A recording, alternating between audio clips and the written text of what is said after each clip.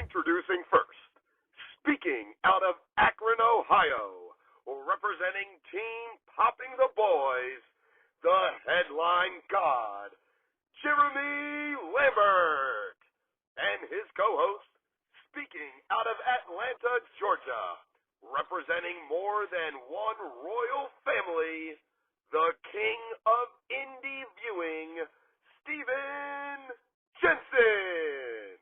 And this is the Spotlight on Fightful. Hello, welcome everyone to the Spotlight here on Fightful.com. Thank you to Big Dick MLJ for the intro. See, we don't have to introduce ourselves now, Jensen. MLJ just does it. I don't have to be like, hey, I'm Jeremy. This is Jensen. Everybody knows just based off that. Absolutely best in the business right there, MLJ. Much love for recording that for us. Absolutely. How you doing, buddy?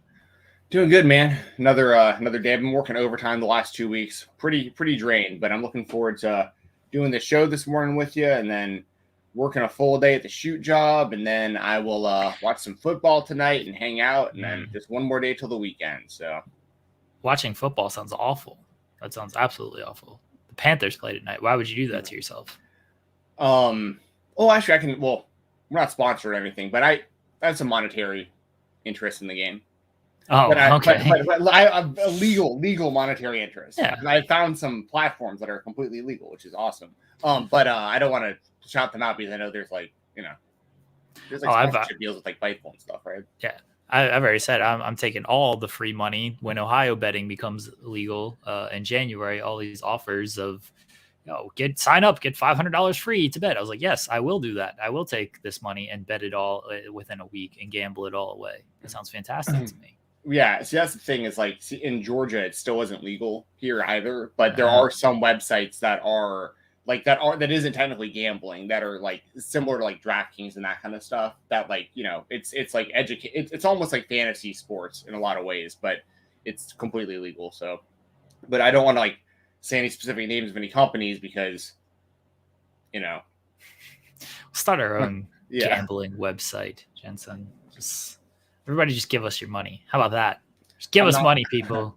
Do not take any gambling advice from me at all. I'm just saying that right off the top. I don't want that burden on me at all. If you wind up losing anything because of any advice I give you, I don't want that.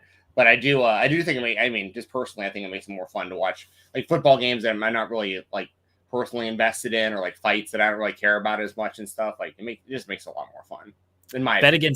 Bet against the Carolina Panthers. That's my advice to everybody. Bet against them tonight and pretty much of all time. Just bet against them. There you go. That's my advice. I'm not watching this game tonight. The Avalanche are playing. I'm watching an actual sports team that's competent play their sport, not the Panthers, who are not competent at all. Not competent at all. All right, let's jump into things. Lots to talk about. As always here, guys, leave a super chat. Get your question, comment, statement read on air. Leave a thumbs up on the video if you haven't done that already. Head over to Fightful.com. Check out some news stories. Head over to FightfulSelect.com. Subscribe. Head over to Fightful Booked. Fightful Overbooked. I should probably get that right. Fightful Booked. Yeah, Fightful Booked. FightfulOverbooked.com for a bunch of new content and stuff. Later on in this episode, around 11 o'clock, Phil Lindsay will be in the Creator Spotlight. We recorded our conversation with Phil earlier this week, talking about Grapsody, talking about his feature writing in Bleacher Report and Complex, talking about people being mad at Phil on Twitter for some reason. I don't understand it because Phil's nice to me. That's all I really care about.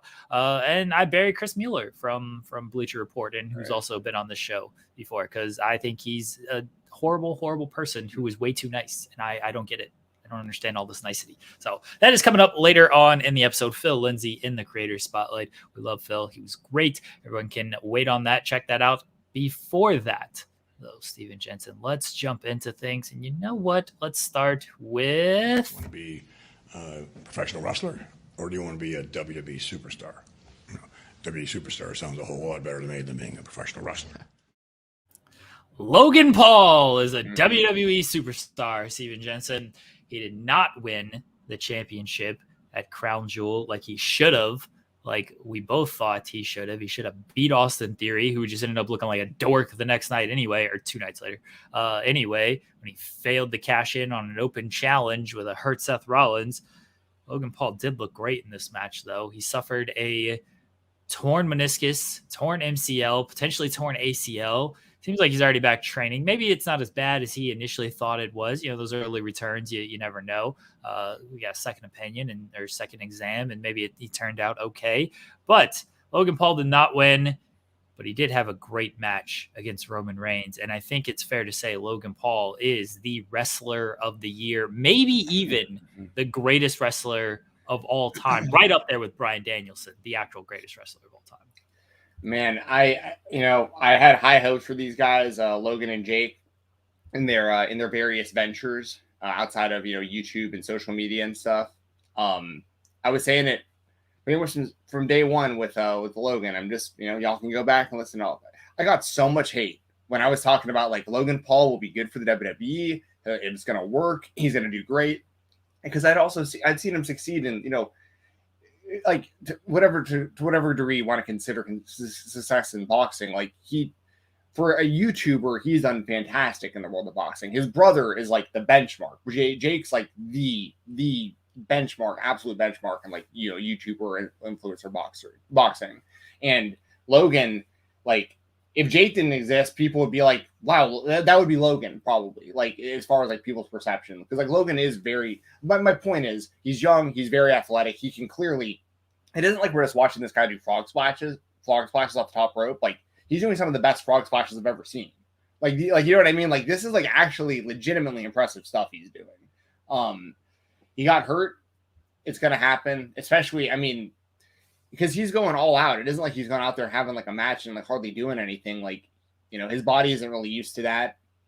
Honestly, if they could just like even just get him a hand, even a few times a year, like 3 matches a year or something like that, that thing would be huge for him and for the company.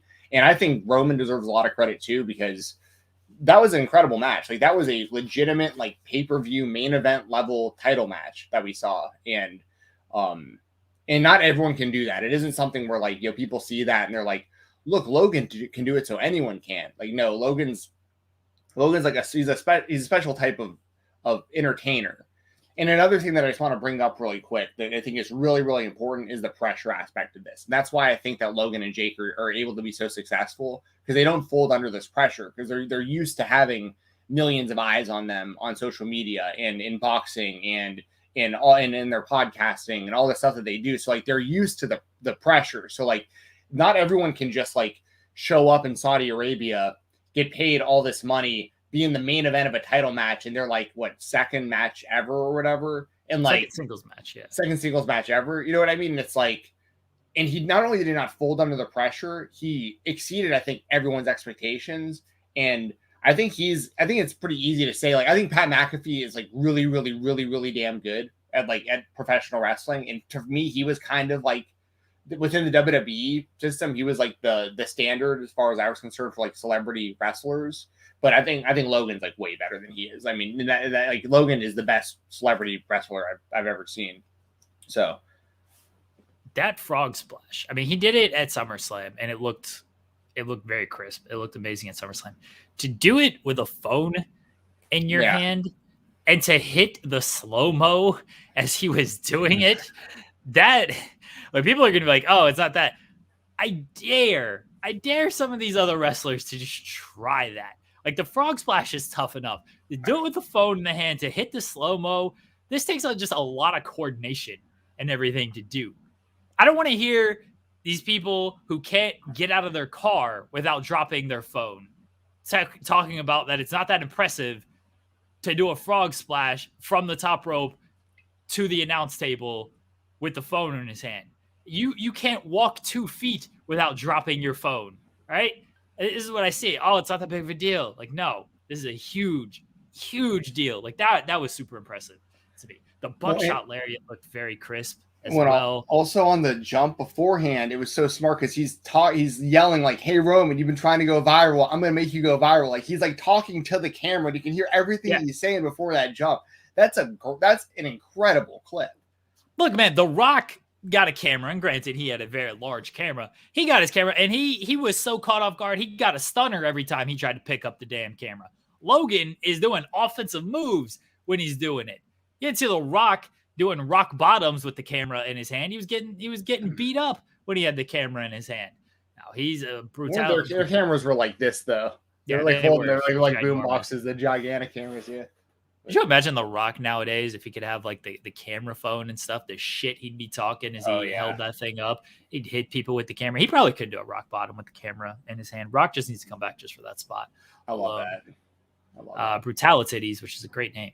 I hate that he's naturally good at this. A lot of people seem to hate that he's naturally good at this. And I get it. If you don't like Logan Paul as a person because of past stuff, I understand. I was not the biggest Logan Paul fan because of that stuff. I will say, having listened to a ton of interviews from him, having listened to his podcast, it seems like there's a lot of remorse and a lot of change in him. And people deserve that chance of, hey, give him a chance to change. If you don't want to give him that chance, or if you still feel how you feel, that's completely fine with me. I'm not going to hold that against you at all. But yeah, I don't think that I don't think you can say that he's like bad at this or that he is not excelled in the world of wrestling. He's had 3 matches. They've all been really good. And it's not like he's been carried on any of these matches. He's been in the ring with good people. Rey Mysterio, great. All-time legend. I mean, he was better than Dominic Mysterio already, match 1. Yeah. The Miz, very good at the WWE style, very easy to work with. Rarely do you have just like, oh, that Miz match sucked. It's usually like that was a fine Miz match. And then Roman, another all-time guy, and had a great match there. Chi-Town Spurs says the tax stuff in Puerto Rico is nasty as hell. That's true as well. I mean, again, if you don't like him, I get it. He's going to continue to say stupid shit. I'm sure. I'm not a fan of a lot of his opinions and everything. But there does seem to be, in some instances, some remorse and it is happening right now. That is true. The Forest stuff, there seems to be remorse and change from that. The tax stuff, I'm not going to act like I've dove deep into his comments or know exactly everything about that. So I'm not going to go too far into my thoughts on that because I'm very uneducated in that and I'm not going to pretend otherwise. So, but if you are more educated and you do understand that better and it is bad, then hey, it's bad. And then, all right, fine. Fuck Logan Paul. So I don't know as much about it. I know he lives in Puerto Rico, right? Like I think he moved there to like avoid like the taxes of having to live in like Cali, like a lot of people did. But I don't know what the tax situation in Puerto Rico. I really don't know anything about that. I've like seen some stuff about it, but I haven't looked into it, to be honest. But some of the other stuff, like it was the stuff when he was younger, it's not like it was good. It was actually really bad. That the other stuff that you're talking about. But we also have to keep in mind, and I'm going to just really quickly, I wanted to touch on this on today's show. Like, a lot of this stuff, dude, think about what you were like when you were like 19 or whatever. And then imagine like you have millions of dollars, a camera in your face at all times, and you're constantly like your entire life is based around getting views on social media. And you're just like thinking of like the craziest thing you could do, the next craziest thing. There was this whole wave of fake YouTube pranksters that like, it's like one of these things where like, I'm not like saying it's okay, that other stuff, but I like seeing that there has been change, like you said, where like, it's like he is getting older. He's in his 20s now. A lot of time has passed and, so, but at the same time, the reason I really wanted to bring that up, honestly, and you can still have whatever opinion you want on Logan Paul. It's okay to have differing opinions, but I wanted to say rest in peace to Aaron Carter real quick. Like that was terrible, and that just reminds me of something like that where it's like you were the one who like kind of broke the news to me because I saw your tweet before I saw anything. Like I just saw you tweet like RIP Aaron Carter. I was like, wait a second, what? And then I saw the actual news story. So yeah, you were the first person who I saw like tweet about that, and I was like, oh shit, that's awful. It is, man, and it's like. I kind of tongue in cheek we all kind of like made fun of him a little bit here and there because some of the stuff he was doing was real wacky and goofy in recent years. Box Lamar Odom. But that's the thing. I have respect for that, man. Like, I mean, with that size difference, it was insane that he even took that fight. And not only that, in all honesty, he did pretty well. Like they were wearing headgear and big gloves. If they weren't wearing headgear, at one point in that fight at the beginning, Aaron landed a solid maybe like 10 unanswered shots to Lamar's face. And like if Lamar wasn't wearing headgear, that fight actually legitimately like might have looked different. As crazy as that sounds, like And even Aaron himself said after the fight, he was like, I took that fight for the money. Like, there was no way I was going to win that. Look at him. You know what I mean? Like, how could fight that guy for real? But it's just sad because, you know, I've followed his career for a very long time.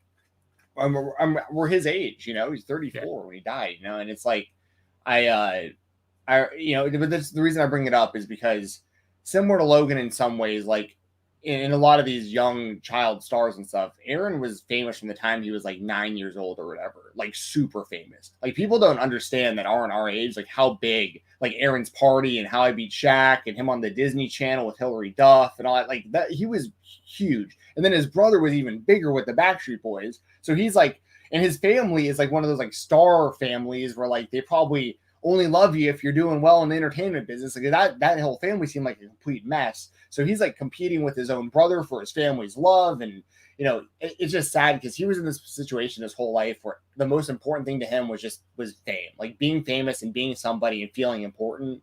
And it's just sad. Like by the end of his life, it just seemed like, you know, I watched an interview with him on No Jumper that was from like a week ago, and it was like right before he passed away. And I watched it before he had passed away because I actually was following this guy's kind of career and rooting for him to get better. I'd watched him on the Steve-O podcast recently. I watched him on No Jumper and Impulsive a couple years back. Like, so I was rooting for the guy to turn it around. And there's no like official cause yet of his death, but he did die in his bathtub. And I had a friend at the same age a couple years ago die in the bathtub of a heart attack, you know, like for 34 years old heart. So it's just like, you know, it's sad. I just wanted to say rest in peace to Aaron Carter. You know, a lot of people made fun of the guy and like, I get it. Some of the stuff was goofy, but at the end of the day, like I kind of worked myself into a shoot when it came to him, honestly. I started off kind of roasted him because of like some of these wacky interviews and the boxing and stuff. And then I was like, you know what? There's a lot more to this guy that's like really misunderstood. And it's really hard to know where he's coming from when imagine the things that kid saw in his like preteen years to teenage years when there was no social media, all the stuff we've heard about Hollywood. You know what I mean? It's just like, I can't imagine the life that kid lived. And it's just, I rest in peace to Aaron Carter. I legitimately feel bad that this has happened. It is awful. And yeah, Aaron Carter was our age. And I grew up kind of listening to some of that stuff, especially the Disney Channel stuff. And it's a sad situation, especially as child stars, man. It's tough. It's very tough. Yeah. Transitioning from that somehow. Sorry, I had to bring it up on the show today because I talk about Aaron Carter a lot. I was one of the few people that was like still talking. I was talking about him like last week about like if CM Punk were to fight anybody competitively, I was like Aaron Carter is actually a legitimately good fight for him. You know what I mean? Like, yeah. And I wasn't saying that as a joke. So like I felt like I needed to say something about Aaron today because I've talked about him a lot in recent years. So, Logan Paul. Seems like he's injured, might be out for a little while. I don't know how involved Jake is going to be. He was there at Crown Jewel. Seems like they might set up the Pauls against the Usos, which easy match to do. Mm-hmm. Jake still has his boxing career. I don't know who he's gonna fight next though. But let's say Logan can return for WrestleMania. Let's be optimists and say he can return for WrestleMania. Where are you going with Logan? Like, singles match, teaming with Jake Paul. What are you doing with Logan Paul for WrestleMania? So well, if he's healthy and if he can go, I would do Logan and Jake versus the Usos. That is the match I think that makes the most sense. Leading into that, or even I think at some point we're gonna get Jake versus Solo Sikoa 1-on-1 because I think they teased that a little bit where they couldn't get at each other in the entrance ramp. You know what I mean? So I could see them doing maybe Solo versus Jake. Like before WrestleMania at some time. And then we get Jake and Logan versus the Usos for the belts at Mania would be my like kind of perfect scenario. Although I will say this, I saw him kind of make a nod at it on Twitter, but like two matches I do want to see Logan have. I want to see Logan versus John Cena, honest, like legitimately, because I think it would break the internet. And I want to see Logan versus Cody because I just think it'd be interesting to see these two just Chads going at it. You know what I mean? These two just American Chads, just I just think that'd be interesting to see the build up in that match. I don't know if you bring it back Cena to do Logan Paul, that's something else. It's crazy though, but think about like who better though? Like who do they have on the WWE roster that you think would be like? I mean, I'd rather see that over over Theory. I'd rather see right. They've been teasing this Theory match for so long. Logan Paul's a better wrestler than Theory, so I'd much rather see it over Theory. I do think Cena would roast him on the mic, and Logan, even though like he's got a natural presence about him, he's definitely not like WWE mic ready. Like Roman and Heyman had some weird lines and stuff on there. Roman was getting at him very easily.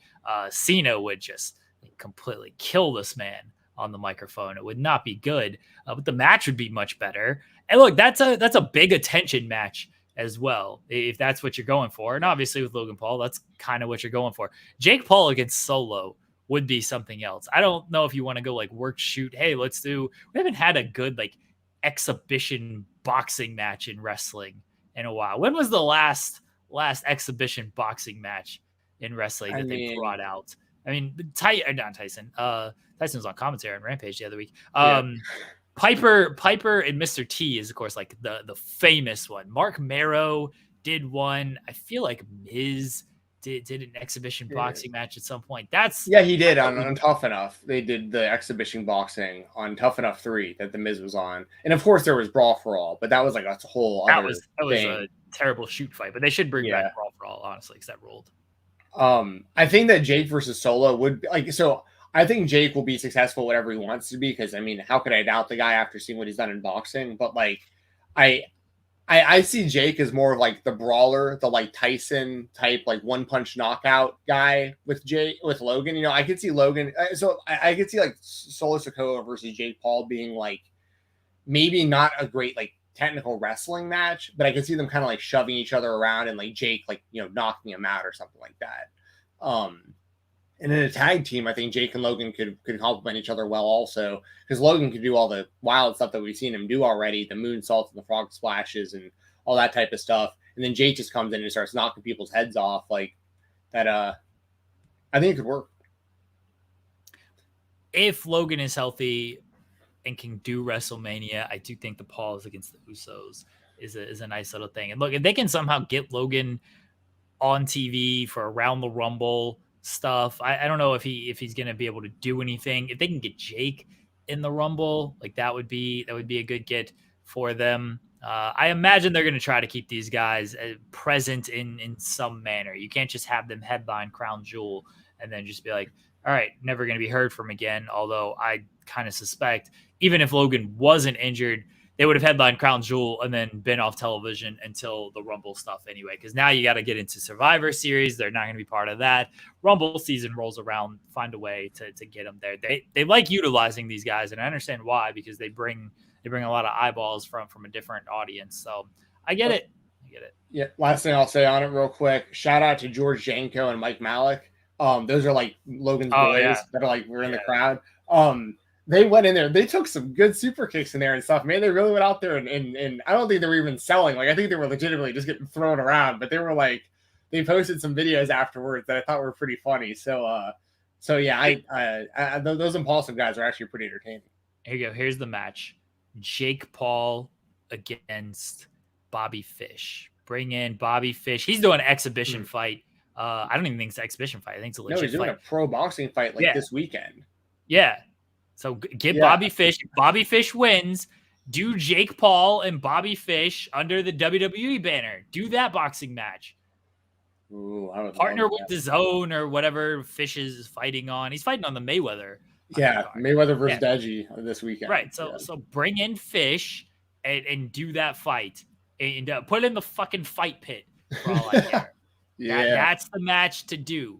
Raw Underground. Bob Fish getting the shine he deserves, because those friends would not come with him to WWE. They just stayed in AEW like a couple of cowards. So bring in Fish, get him his big payday against Jake Paul. That's the match I want to see right there. I love that. I'm looking forward to Bobby Fish fighting this weekend. I will watch that live. I'm gonna watch it. I don't know how I feel about it. I'm probably gonna have to write an article or something on it. Hell yeah. Stupid fight. Whatever. It's all sports entertainment. It's all sports entertainment. Good on Bob Fish getting his payday. Hope he. I think if he wins, he's gonna grab the mic and call out Phil. I think. Oh, he should. Yeah. He's gonna probably get booed, but yeah, he should. Does Abu? It's in like Dubai or something, right? Dubai. Yeah, I don't even know because I think it's on like the afternoon on like Sunday or something. It's on like during football. I think. I don't know. There's such a cash grab. That's we could do a whole other podcast on just like the idea of Mayweather boxing Deji and stuff. Like Deji's okay. Like he like on the scale of like influencer boxers, he's definitely towards the top. But like in my opinion, he's like levels below Logan, who's like levels below Jake. It's Sunday at 1:00. So is when that's when the pay-per-view starts. So Bob Fish, assuming it's like the co-main event. I don't know if it's the co-main event or what. Bob Fish will fight around, let's say 2:30-ish, maybe 2:00, because it says the main event starts approximately 2 hours later. So the main event. So like right in the heart of your favorite NFL game, you can tune over to. There you go, Sammy Guevara. They call him the Spanish God. Oh, I saw that. He is doing backstage work on that show. Hopefully, his wife Ty Mello is there, the greatest couple in wrestling history. If you hate them, you hate love. I will not stand for it. It's gonna be a great show. We got Big Dick Bob Fish on this show. They call him the Spanish God. Great. I'm looking forward to this. This is what I'm doing on Sunday. Cancel all my plans watching this fight. The other WWE spotlight is, speaking of the Usos and New Day. They're going to battle it out one more time tomorrow night on WWE SmackDown. If the Usos win, they will basically break the New Day's record for the longest reign as WWE Tag Team Champions. They've had the Raw titles since the first pay-per-view back from the pandemic era. They won those things at Money in the Bank last year. New Day, of course, held the record previously. And they did a promo segment on Monday. Bring up first. This crowd was ass. Just wasn't reacting to anything. Crowd was just awful because they were dropping some good lines in here, just bringing up their history and everything. Crowd just wasn't buying anything. They were bad all night. It was sad. But I thought the promo segment was great until Matt Riddle came out and did his. I don't mind Matt Riddle's act. This was not the place for it in this segment. I'm looking forward to this match. There's very rarely a bad New Day and Usos match. I think there's going to be a great, great sense of urgency with this one as the New Day try to prevent Usos from breaking their record. I think there's a variety of ways they can go with this because they're talking about Jay's wrist injury and everything, even though he worked on Monday and I guess he's fine. But maybe they can work in that it got injured more on Monday. And they can go with something like, so here's a couple of my pitches. Let me know what you think. Mm-hmm. One, Jay's got the wrist injury. They lose the match because of that. They don't break the record. And Roman is very mad that Jay decided to work this match. Like Solo or Sammy can be like, you know what? We'll work it. We'll delay it, whatever. But Jay, he gets mad at Jay for just being stubborn. He's like, what are you doing this for? Like, we could have just delayed it. It would have been fine. You could have had somebody replace him. It would have been fine. Second option. Okay, hold on. So, hold on. So I think I know what the option we're going to agree with on here. Okay. Like, I haven't even heard you pitch anything yet. But like, I think I know where you're going with this. Because I think we're probably about on the same wavelength here. Probably. The story, right? So I didn't really know about this injury until you just told me about this. It was a very thrown away line at Crown Jewel. Okay. Yeah, Michael Cole just mentioned it at Crown Jewel. The move then is like, it's you replace him for the match with Sami Zayn. Yeah. And Sami Zayn gets the credit for breaking the streak, and it pisses off Jay even more. Yeah, that's the story. You got to get, Yeah. That's one of my pitches. And the other pitch would actually be Sammy losing, and then Sammy gets some heat in the bloodline. So they start to put a little doubt in Sammy's mind of like, see, this guy he can't carry it like this. And then Jay can turn that against Sammy. So there's a variety of options that they can go with this. I do like your suggestion, Money Mark, that Big E should be in the corner. That'd be a huge pop. Yeah, for sure. Out just to be in the corner. So there's a variety of ways that they can go. I think Sammy being the replacement in some capacity is the best way. And then whatever they do, win or lose, I think that's the best story that they could do. if Sammy is there, and then whichever direction they go with that. I think the most boring option is the Usos just win and they just break the record and just like nothing comes out of it. I think that's super boring. I think if that's the way they go, like I get it, fine, they break the record. I don't think that enhances this overall story though. And that's what I'm looking for here, because you're trying to tell a story with them breaking the record. That's already one very good story. Enhance that, bring that up to another level, and just go keep telling the bloodline story, which is also really great. Bring all that up together instead of just we're going to kind of keep telling the bloodline story. They broke the record. Cool. I think that's boring. I hope they don't do that. I hope they have a better idea than just that. I mean, it is cool though that like it happens that like the stars align well enough that like they can break the record by beating the team who holds the record currently. I think that story in itself is pretty cool. But yes, man, which way do you go then? That's really the dilemma now, is like, let's assume that Sammy takes Jay's spot, because I think that really makes the story just so much more compelling. Yeah. Like either way, it makes it more compelling, because like if he, especially if Sammy like picks up the win, like he pins Woods or whatever, to retain the titles. And then like the New Day is just like, the Bloodline just like loves Sammy even more. And Jay's like getting no credit for like this title reign that he was the champion for all the way up until this one match. Or like you said, it had to be at some point. I feel like they're going to turn on I mean, they got to turn on Sammy at some point to like pay all this off. The only way that they wouldn't, and I don't think it's going to happen, is like Roman just gets so over as a babyface organically that they just like don't do it. But like they're going to. I mean, I think maybe even by the Royal Rumble we have Sammy and Roman for the title or something. But I want to see this. Like I like what I'm seeing. Like I don't want this to end anytime soon personally. But yeah, that's fascinating. The idea, because when you were talking, I immediately defaulted to like, oh my God, Sami Zayn's gonna take credit for this whole title run. He's gonna get the win, and Jay's gonna just lose his mind over it. But I hadn't even considered like, yeah, if Sami loses, then the turn on Sami becomes a little more clear that's gonna be happening soon. So, Kai says Big E comes back healthy, they can do E versus Roman, New Day versus Bloodline stuff.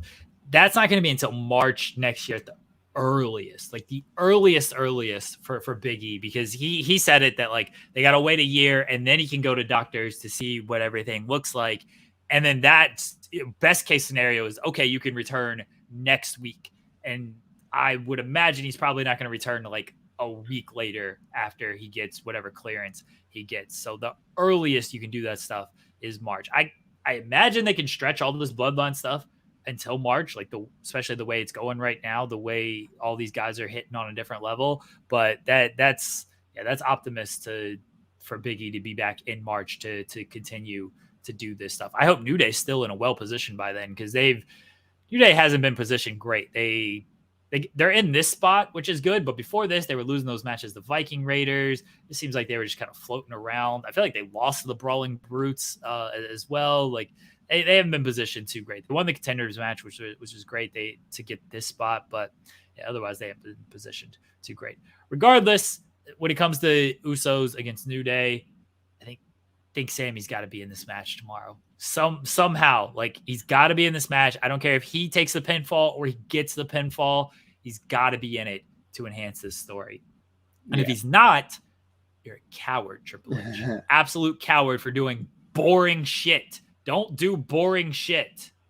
Yeah, and we're in agreement there about Sammy should be the replacement for Jay in this match. This makes everything way more compelling.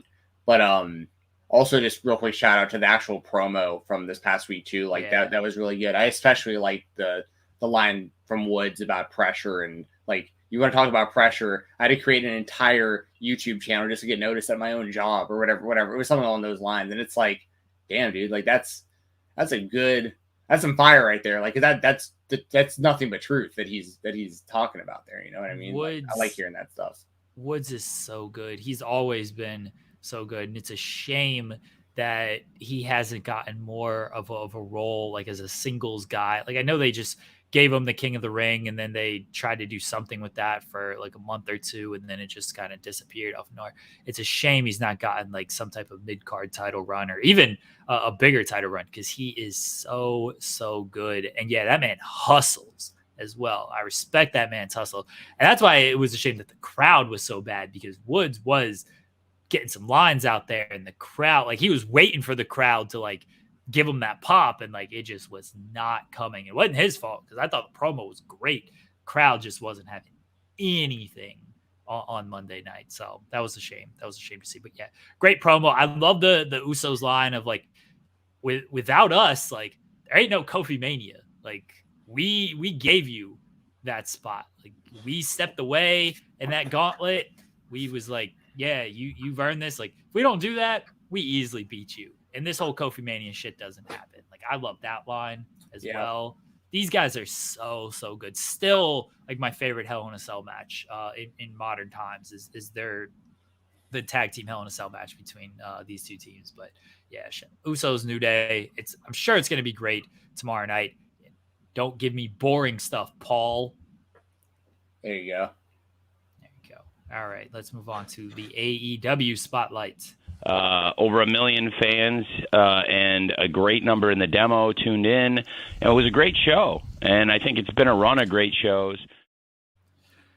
And since Saraya is cleared, she'll be returning at AEW Full Gear against Britt Baker. She made the big announcement last night. I don't know if you got a chance to see the article, read some excerpts. I listened to the interview she did with Renee that aired this morning. So she said she got cleared on Halloween. That's when she got the full clearance on everything. Okay.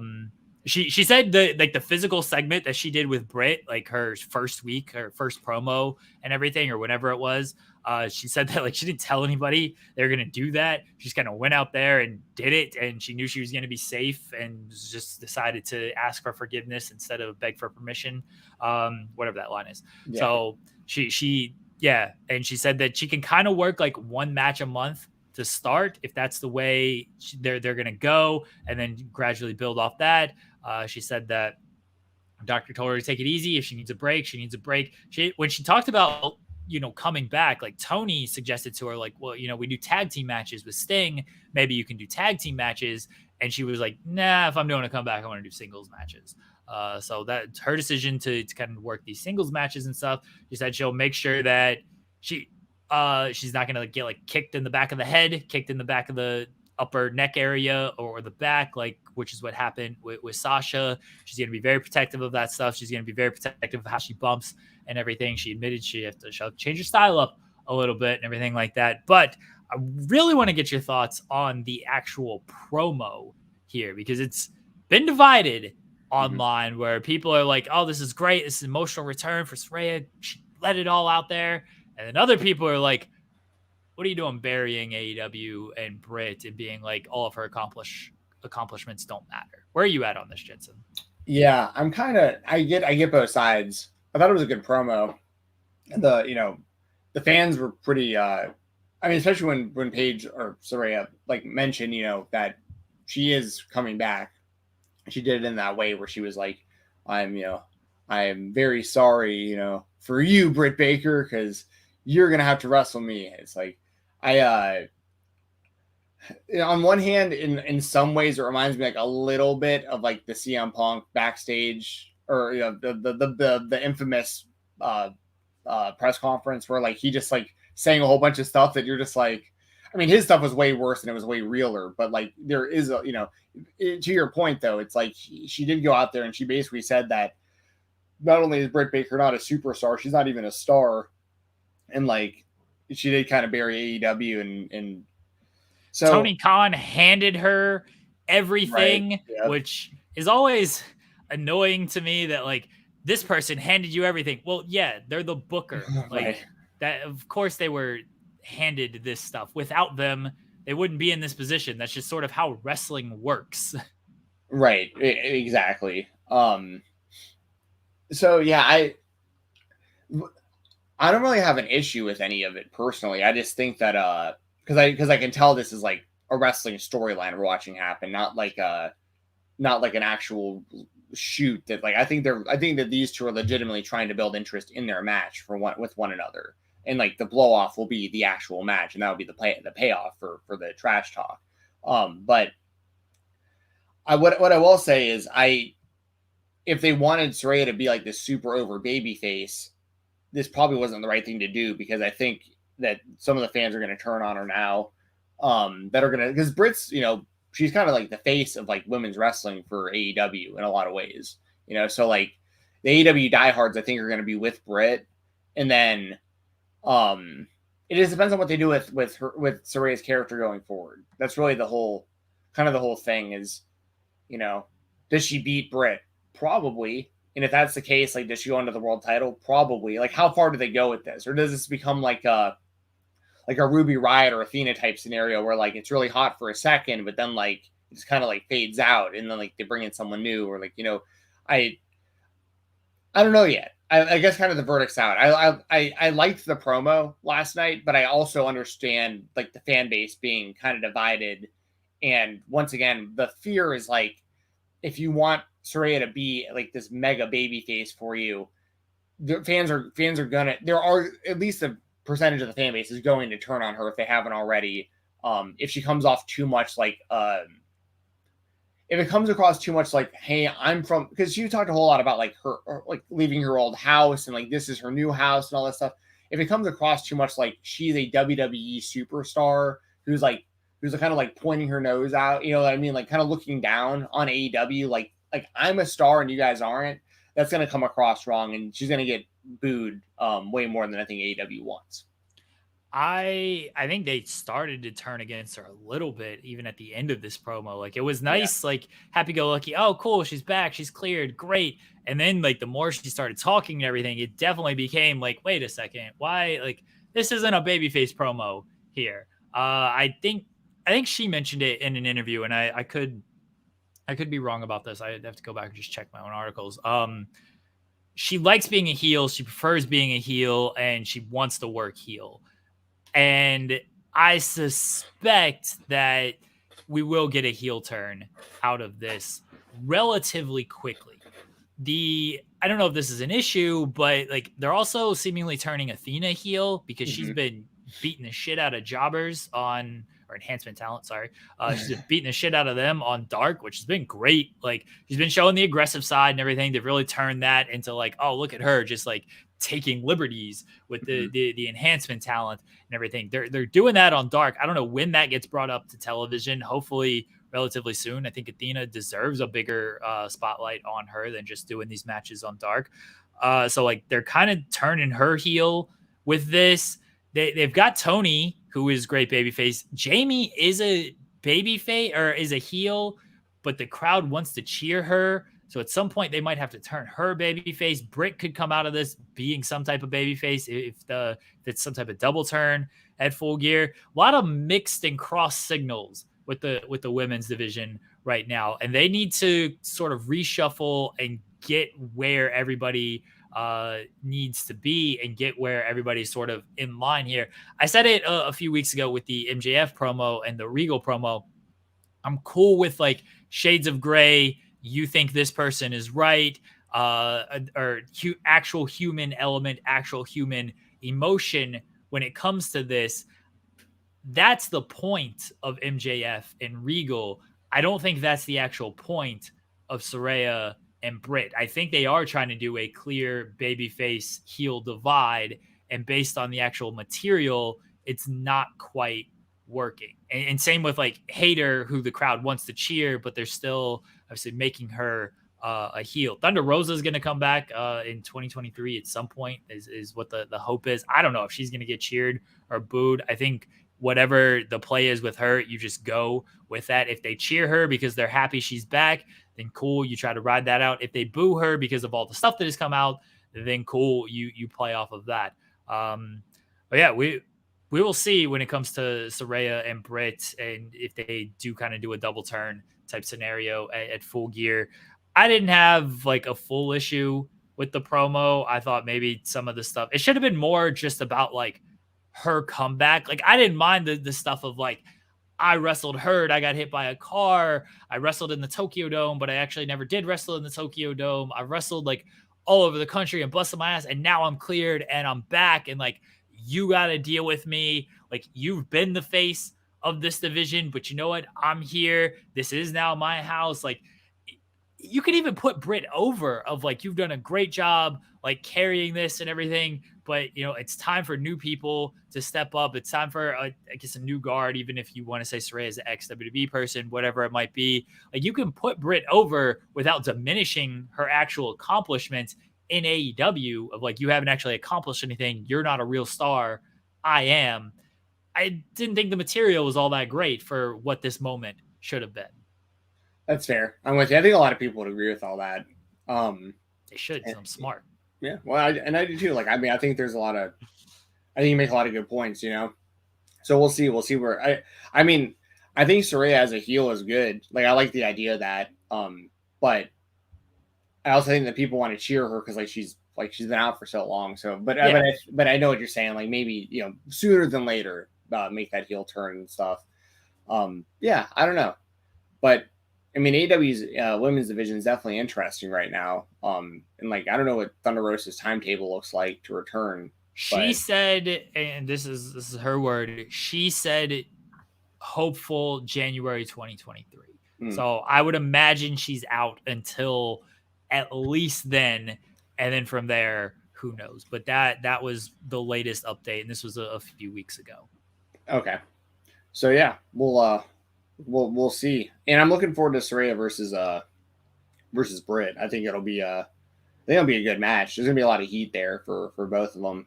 So should be good. I mean, people have been waiting for her return to the ring for a long time. So we're finally getting it. And we got the tease last night too of her getting physical. So Money Mark says people are going to be mad when Hater loses. I think this is actually how you turn Hater babyface. Is I think Britt and Hater lose, and Britt is kind of just blaming Hater for everything of like this downward spiral, her popularity and stuff, and then Hater gets fed up, and that's how you turn her. Because yeah, I kind of think Hater is losing as well, even though I'm not sure she should. But I think this leads to the eventual turn for Hater. Because I would imagine Saraya wins her return match. Me too. Maybe she loses, but I don't see it. Jensen, your AEW spotlight, the AEW World Title Eliminator Tournament that they hold every single year at this time is taking place. And in the first round, Ethan Page defeated Eddie Kingston to move on. Let's talk about it, Jensen. What'd you make of the match? What'd you make of the result? I liked it, and I liked it. I think it's been a long time coming for Ethan Page to get some shine. He's been, and listen, I'm an Eddie Kingston fan, longtime Eddie fan. Like, I love the dude, but for whatever reason, he's just, it feels like ever since the suspension, he's just kind of in a rut. Since being back on TV. His fault. Huh? So that's not his fault. Well, no, I'm just saying, like, on TV, like, it just feels like Eddie's just kind of been like stagnant at the moment in AEW. And I'm not saying just from the fight. I mean, you can even say like after the Jericho feud, pretty much. Like, it feels like there's the Jericho feud with this barbed wire nonsense is that just completely neutered Eddie Kingston. And it was sad to see because he shouldn't have lost that match. And then, he got his heat back by tossing Jericho into the well. I don't care. Eddie Kingston should have won that match, and he should have gone on to do bigger and better things instead of essentially continuing the feud with Sammy Guevara. And then, yes, everything happened with Sammy. They still did this match, mind you. They still did Eddie and Sammy, and Eddie won. But then they fucked that up because he kept beating him up. And then it's like, oh, well, actually, he lost. And they tried to do, oh, well, now he's a head case who can't control his emotions. And then they've just not really put any depth to that story, even though there's a story there to tell. The booking of Eddie Kingston has been awful since that barbed wire match. Yep, I would agree. And Eddie and Ethan Page have like a long history together, and so like it's cool to see that come over into AEW and them kind of acknowledging that on commentary and stuff too, which was cool. I remember seeing those guys in like a shoot interview like forever ago. talking about a whole bunch of stuff, like what, years and years before AEW was ever even a concept. So it's cool to see those guys, wrestling each other on national television. And like I said, Ethan, it's been a long time coming. I've been saying for a while that, especially when he was in the whole Scorpio Sky, Dan Lambert situation, I was like, he's getting pushed so far in the background, and it just doesn't make sense to me. Like, listen, everyone can have their own personal opinions on who their favorite wrestlers are and what they prefer and all this stuff. Personally, during that, I was like, man, I'd take Ethan Page over Scorpio Sky. Like, I don't understand why, like it's Scorpio getting the TNT title run and not Ethan. If you had to choose one, that was just kind of how I felt about it. And I was happy for Scorpio. Like, he deserved the title and everything. He's worked hard since day one in AEW. But like, it just felt weird to me that it's like, okay, so Scorpio's getting the spotlight here. Ethan's just like a background guy. And like, he's even farther in the background because Dan Lambert's, in front of him even. So it was just kind of like, he just got kind of buried in all of that. And it was weird to me. Coming out of out of Impact Wrestling, his team, the North with Josh Alexander, when they split, the big talk was like, Ethan's going off to be a star. Hopefully Josh Alexander figures something out, because who knows what's going to happen to him, but he's super talented, but who knows? He went on to, he's like one of the best in the world right now, on a fantastic run with the Impact World title, Josh Alexander. And Ethan just like, I feel like the Ethan fans have been waiting. And he's a guy who's so easy to get behind, like as a heel or a babyface, because if you know about him a little bit more, you watch his YouTube channel and stuff, like he's a lifelong wrestling fan. He's an action figure collector. He's just very, very relatable to a lot of wrestling fans in a lot of ways. He was like a chunky guy who like got ripped. You know what I mean? It's like an inspiring, like, watching all the stuff he's been doing. So to see him get the win over Kingston, I actually really liked. Especially because he hit him with the super ego's edge off the second rope, which is like, so if you're gonna put out Eddie Kingston for the 3 count, like at least it was a sweet move like that. And honestly, I think Ethan Page might win this entire thing, because MJF even said it in that interview with Helwani recently, when Helwani asked him who are some like the most underrated people in AEW. The first name he brought up, he was like, they don't do enough with Ethan Page. Like, that's like, and I think this could even be MJF kind of getting in their ear and being like, hey, if I'm about to be the world champion, like, let's line up Ethan for me for a challenger. Like, this guy, this would be really good. So I think this was the first step in a big push for Ethan Page. And I think it's well-deserved. The guy's great in the ring. He's charismatic. He's great on the microphone. I think he checks all the boxes, and he's somebody that they haven't really done anything with yet. And it's like, this was something different too. So I was happy to see. As much of an Eddie Kingston fan as I am, and I think they need to get Eddie back on track for sure, because he should be highlighted as a much bigger star. And last thing I'll say, MJF, he cut a really good promo again, another one of those. And he mentioned us like 1,000 times. I don't know if you caught that. But he talked about the spotlight like over and over again. So Max, I appreciate you, man. Growing up, I had my Jewish hero of Bill Goldberg, and nowadays it's like, you're my guy. So I appreciate all the shout outs yesterday on the show. MJF, we invited CM Punk to come on our show. MJF, since you're clearly a fan of the spotlight, and you feel your spotlight has been taken from you by various happenings in AEW throughout your career, come on the actual spotlight. Yes. We will give you the spotlight that you deserve, that you want, that you need, and you can say whatever you want, MJF. Stop going to these Barstool shows. Come on our show. He tried to charge me for a interview one time at Full Gear 2019. So a couple stories. This one, tried to charge. I was like, hey, you're going to do an interview. He's like, how much are you paying? He's like, it costs. And I'm like, oh, I write for Fightful. I was like, Sean Ross Sapp doesn't pay anything. And he's like, yeah, that makes sense. And then so we didn't do an interview. So yes, that's my interaction with MJF. I have other interactions I won't get into. But I have one interaction with MJF only, one and one only. It was at an indie show. It was I've talked about this company before on here. It was Dojo Pro, and there was literally no one around, no one to witness this at all. There was nobody. It was just me and him for a brief moment, like in this room. And I walked up to shake his hand. Nobody else sees this. So like, he's not even like, there's no reason to even be working. I go up to shake his hand. He leaves me hanging and told me to go fuck myself. And I was like, I was like, and this is like before I was really doing anything with Fightful, even really. This is just like me at like a show as a fan who had like a little podcast. And I was like, and I had just seen him for the first time wrestling on the show. And I was like, this guy's incredible. He's going to be like a massive star. I'm going to shake this guy's hand. And nobody was around. And I was like, what an asshole. And then I've noticed he was doing it to other people like throughout the rest of the taping. And I was like, oh, actually, this guy's a genius. He's like, yeah, like this guy's the only guy sticking to kayfabe. I actually really like this. But no, that's my only interaction with him was once again, like no one even saw it. So I was like, I couldn't believe he was still working me, but you know, good on him. Yeah. MJF, come on. Yeah, you know, Sean Ross Sapp does pay much better now than he did in 2019. So true.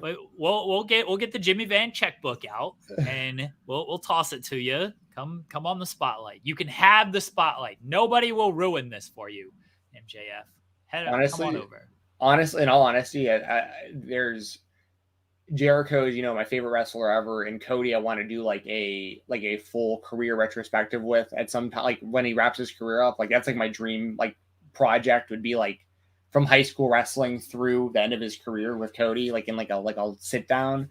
But outside of that, like MJF's like that's like my number one, like as far as like someone I would really, really, really be interested to talk to. So yeah, I would love to talk to Matt. He would just sit here and roast us the entire time, but like I'd be here for it. Like he's active on Twitter. We can tweet MJF. Hold on. What if I tweet him right now? Just be like, hey MJF, I'll break out the Jimmy Van checkbook. Yes, tell him that me and you want to interview him very badly for Fightful. The other story that I was gonna tell. So Ethan Page, I'm happy he's getting this shot. He deserves it. He should have. That the American Top Team stuff wasn't for me. The Dan Lambert stuff wasn't for me. Ethan Page can talk on his own. Having Stokely's fine. Like they have a history together. They play off of each other well. And Stokely's like really good. Dick riding without a license was fucking hilarious last night. So Stokely, it was great. And Ethan Page is great. I'm cool with Ethan Page winning. I'm with you. I think that I didn't like that it came at the expense of Eddie Kingston, who should be doing much better things. I think Ethan Page does win this tournament. It seems like it's setting up for an Ethan Page, Ricky Starks final. That seems to be where the bracket is heading. I know people, including myself, of like, oh, Starks getting the match in Texas would be good. Like Dallas is in Austin, so there's a difference between there. You know, it's sort of people. I think Cam Seahawk said it on Twitter of like, oh yeah, this is like when, you know, people try to claim like, oh, the Young Bucks winning the title in Los Angeles compared to, you know, San Francisco. It's like many miles away. I think it's setting up for Page and Starks. The better story like kind of is Ethan Page because part of the firm turned on MJF. I think we both kind of assume MJF's winning that title at Full Gear. So yeah, the better story is Ethan Page winning it and that being his first challenger at Winter's Coming, being Ethan Page, MJF at Winter's Coming. So it seems like that's where they're going to go. Maybe. Yeah. Well, yeah, I think that all of that is what's going on. I think that it is going to be Ricky versus Ethan. I don't think Ricky wins the whole thing. I do think we get Ricky versus MJF for the title at some point though. But I think they're making it would be a little too obvious if they went with Ricky based on kind of the story of him going into the tournament. And it makes a lot of sense with Ethan, not only having the firm for the story with MJF, but also having the firm to get his way through the tournament. Because in the next round, he's going to have to beat either Roosh or Bandito. I'm assuming it'll be Bandito. So like something's going to happen because I don't think he's just going to like beat Bandito clean, especially because I think the AEW is going to want to do something with Bandito. And they're going to have him in a spot where if he loses to Ethan, his AEW record, I think, would be like 1-2. So like they're going to have to really like push him after that. But yeah, I think that Page versus Starks would be great. I like the idea a lot. And I think Page winning the whole thing makes all the sense in the world. I want to see Ethan Page versus MJF for the AEW World Title. Hey, thanks for subscribing, Josh Trapito. Thank you, Josh. Appreciate that. Cape Core says, I think it'd be Page versus Archer. Possibly. Here's my thing with Archer is Full Gear is the 19th. And then he's got to do World Tag League on the 21st, which is early morning, like 21st. It's not like later in the afternoon. That's a very quick flight from Full Gear is in Newark over to Japan. Not much time to rest and adjust and everything. I don't know if they're going to be able to make that turnaround quick enough for Archer to go to the finals. That's why I suspect Archer's not making the finals, is because that's just a quick turnaround of like, do the match, get on the flight, be in Japan, be ready to start doing World Tag League for that run. Usually you want to get there a day or two early, but maybe it'll work out to where they're able to pull it off. That's my only reservation of thinking Archer would go to the finals for that, is the scheduling. Yeah, I think that makes sense. And also, Archer's like hardly ever featured on AEW. It feels. I know he was injured. He was injured until like pretty recent. He was, yeah.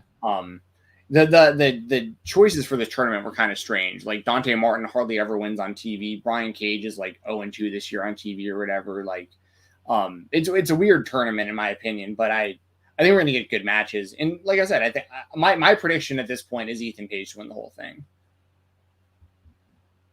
Yeah, I think that Ethan Page is going to win the whole thing as well. All right, let's move on to our other spotlight, Jensen. If I can find the little intro thing here, it always gets lost. There it is. Our product is what it is. We're going straight up the middle. Straight up the middle is what the NWA is doing. They have a show that I think is next week. It might be this week. No, it's this. I have it written down somewhere. I think they're not write it down. No, I think it's this weekend because I did predictions this past Sunday on the Weekender for it, so it's got to be this. I think it's this upcoming Saturday. I think it is November 12th. Yeah, people don't actually know of this show because they haven't promoted the actual show. What they are promoting is a Nick Aldis leaving and Billy Corgan working himself into a shoot work angle brother. And this is so Aldis posts that like, hey, I'm leaving NWA when my contract expires at the end of the year. I'm out, deuces. And he was supposed to post it only for like his subscribers to whatever platform you subscribe to Nick Aldis on. And apparently it went just full public. He deleted it by that point. It was already out there. And that was that.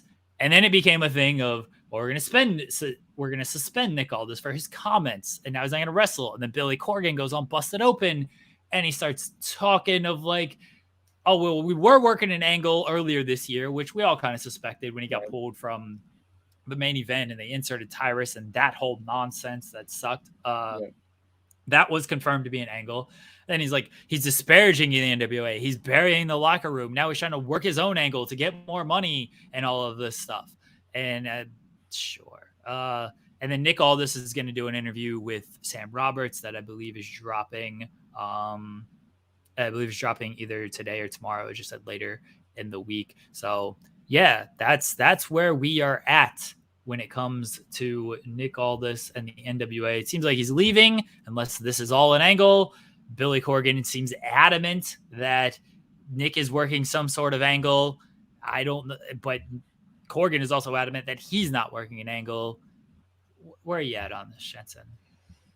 So this is just, honestly, it's all just a bad look for the NWA, like regardless, because it's like, on one hand, okay, maybe you're working an angle, but you're still pulling. Like, let me pull this back a little bit. Okay, so like the NWA is already having a really hard time creating any kind of buzz or getting people to watch their product. Like, that's just a fact, right? I'm not like, that's not me roasting or being like tribalistic towards any wrestling companies or whatever. Like, that's just a fact. The NWA, they've had some bad looks recently, especially with like kind of their comments on the Empower shows and women's wrestling drawing and all this stuff. So it's just one of those things where it's, and Tyrus, that's a whole other topic in itself. So like they have, and by the way, Gags the Gimp and all these other stories that they're doing. Like, it just, the NWA product just is not very good. I review it every weekend for Fightful Select. So like, I actually do keep up with this product more than most people do. And I give it the benefit of the doubt often. Like, I think Trevor Murdoch is actually a pretty good world champion. Like, for what that brand is and the option that they have, I don't mind Trevor Murdoch as their champion. There are things about that show that I do think they do pretty well. They have some good talent there too that gets really underutilized, like some younger talent that they could do more with. My point though is this. there is a part of the fan base that like really likes Nick Aldis. I see it on Twitter. Like even when there's nothing else going on in the NWA, there are still people out there that are like, you know what, I'm not really into the NWA, but like I respect Nick Aldis for what he did with that title. Like I'm going to tune in to watch Nick Aldis on this show. Why would you eliminate that fan base working like this? Like, you know what I mean? Like the little good faith you have with the fans that are actually sticking around, a lot of them are there because they're Nick Aldis fans and like they're fans of what they're seeing on the show. Like they're, you know what I mean? Like why would you work an angle like this? I just don't think it makes any sense. Like if anything, they should be promoting heavily like Nick Aldis, our longtime former world champion, will be on will be on Hard Times 3 because like he's a staple of this company. If you like the NWA, come watch Nick Aldis. He's trying to get that title back.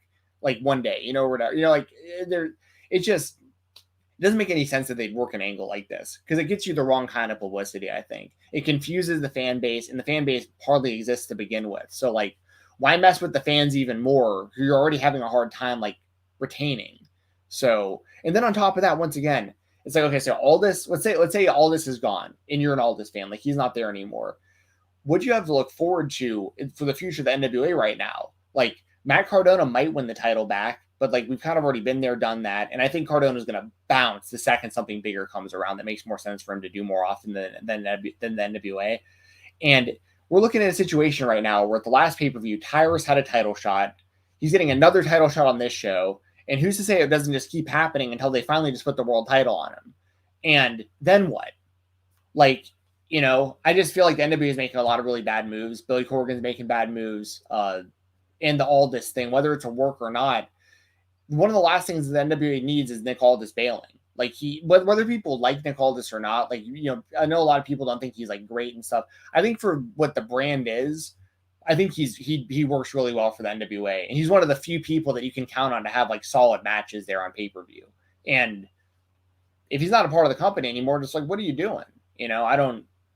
And here's the thing, people move on, right? Like Nick Aldis isn't expected to be in the NWA's entire career, but to have a falling out like this, if it is a work or is a shoot, I don't know, but like it's just weird. Like, and it's a bad look for Corgan there too, because like Aldis said, if Corgan's going to treat him like this, of all people, imagine how he's treating people that don't have the level of status that he has, being the longtime former world champion, pretty much the star of the company for the past like 5 years. So I don't know. I just think it's all a bad look for the NWA, whether it's a work or a shoot. I think it's a terrible look for the NWA. I don't think Corgan did himself any favors when he did this big interview with Busted Open of like, oh, Nick's burying the locker room. He's burying the product. The only thing I saw from all this was just like, hey, I'm leaving. That's it. And then he didn't give any more clarification. I'm sure people wanted clarification. Just go and just be like, you know what? Nick and I couldn't come to an agreement and he's leaving. That's his decision. We'll talk about it later. Whatever. Maybe I missed something with all this. I did see him, quote tweet the article of, this where he talks about AWA Empower. And he's like, oh, this is a reason that I'm leaving. Like I did see that. And this was before the Busted Open interview, but it was after the interview was announced. And he even hinted at like, yeah, Billy's probably going to say some shit on here. And it seemed like that was let me get ahead of this type deal. I also saw him tweet about stuff like Billy wanted to do some social distancing matches and some other weird ideas. I think they had two different ideas of what the product needed to be and wanted to be. I think Aldis wanted to stick very traditional NWA with maybe a little bit of a modern feel to it. And I think Corgan I don't know what Corgan wants to do. This man is booking Tyrus. All right. This man's putting Tyrus in the main event. I have no idea what Billy Corgan actually wants, the straight up the middle NWA. I don't know what he actually wants from this, but it did seem like they just weren't on the same page with stuff. And hey, it's probably better if Aldis just moves on at this point. He's done everything he needs to do. He was the champion for 3 decades already. It doesn't seem like he can go back to that well anymore. It's probably time to just be done with that and move on. That's fine. If he's got a better offer elsewhere, if he feels he can do more elsewhere, then great. Let him do that. I don't think it's a good look for anybody, because you would ideally want to be talking about your pay-per-view. Nobody's talking about that.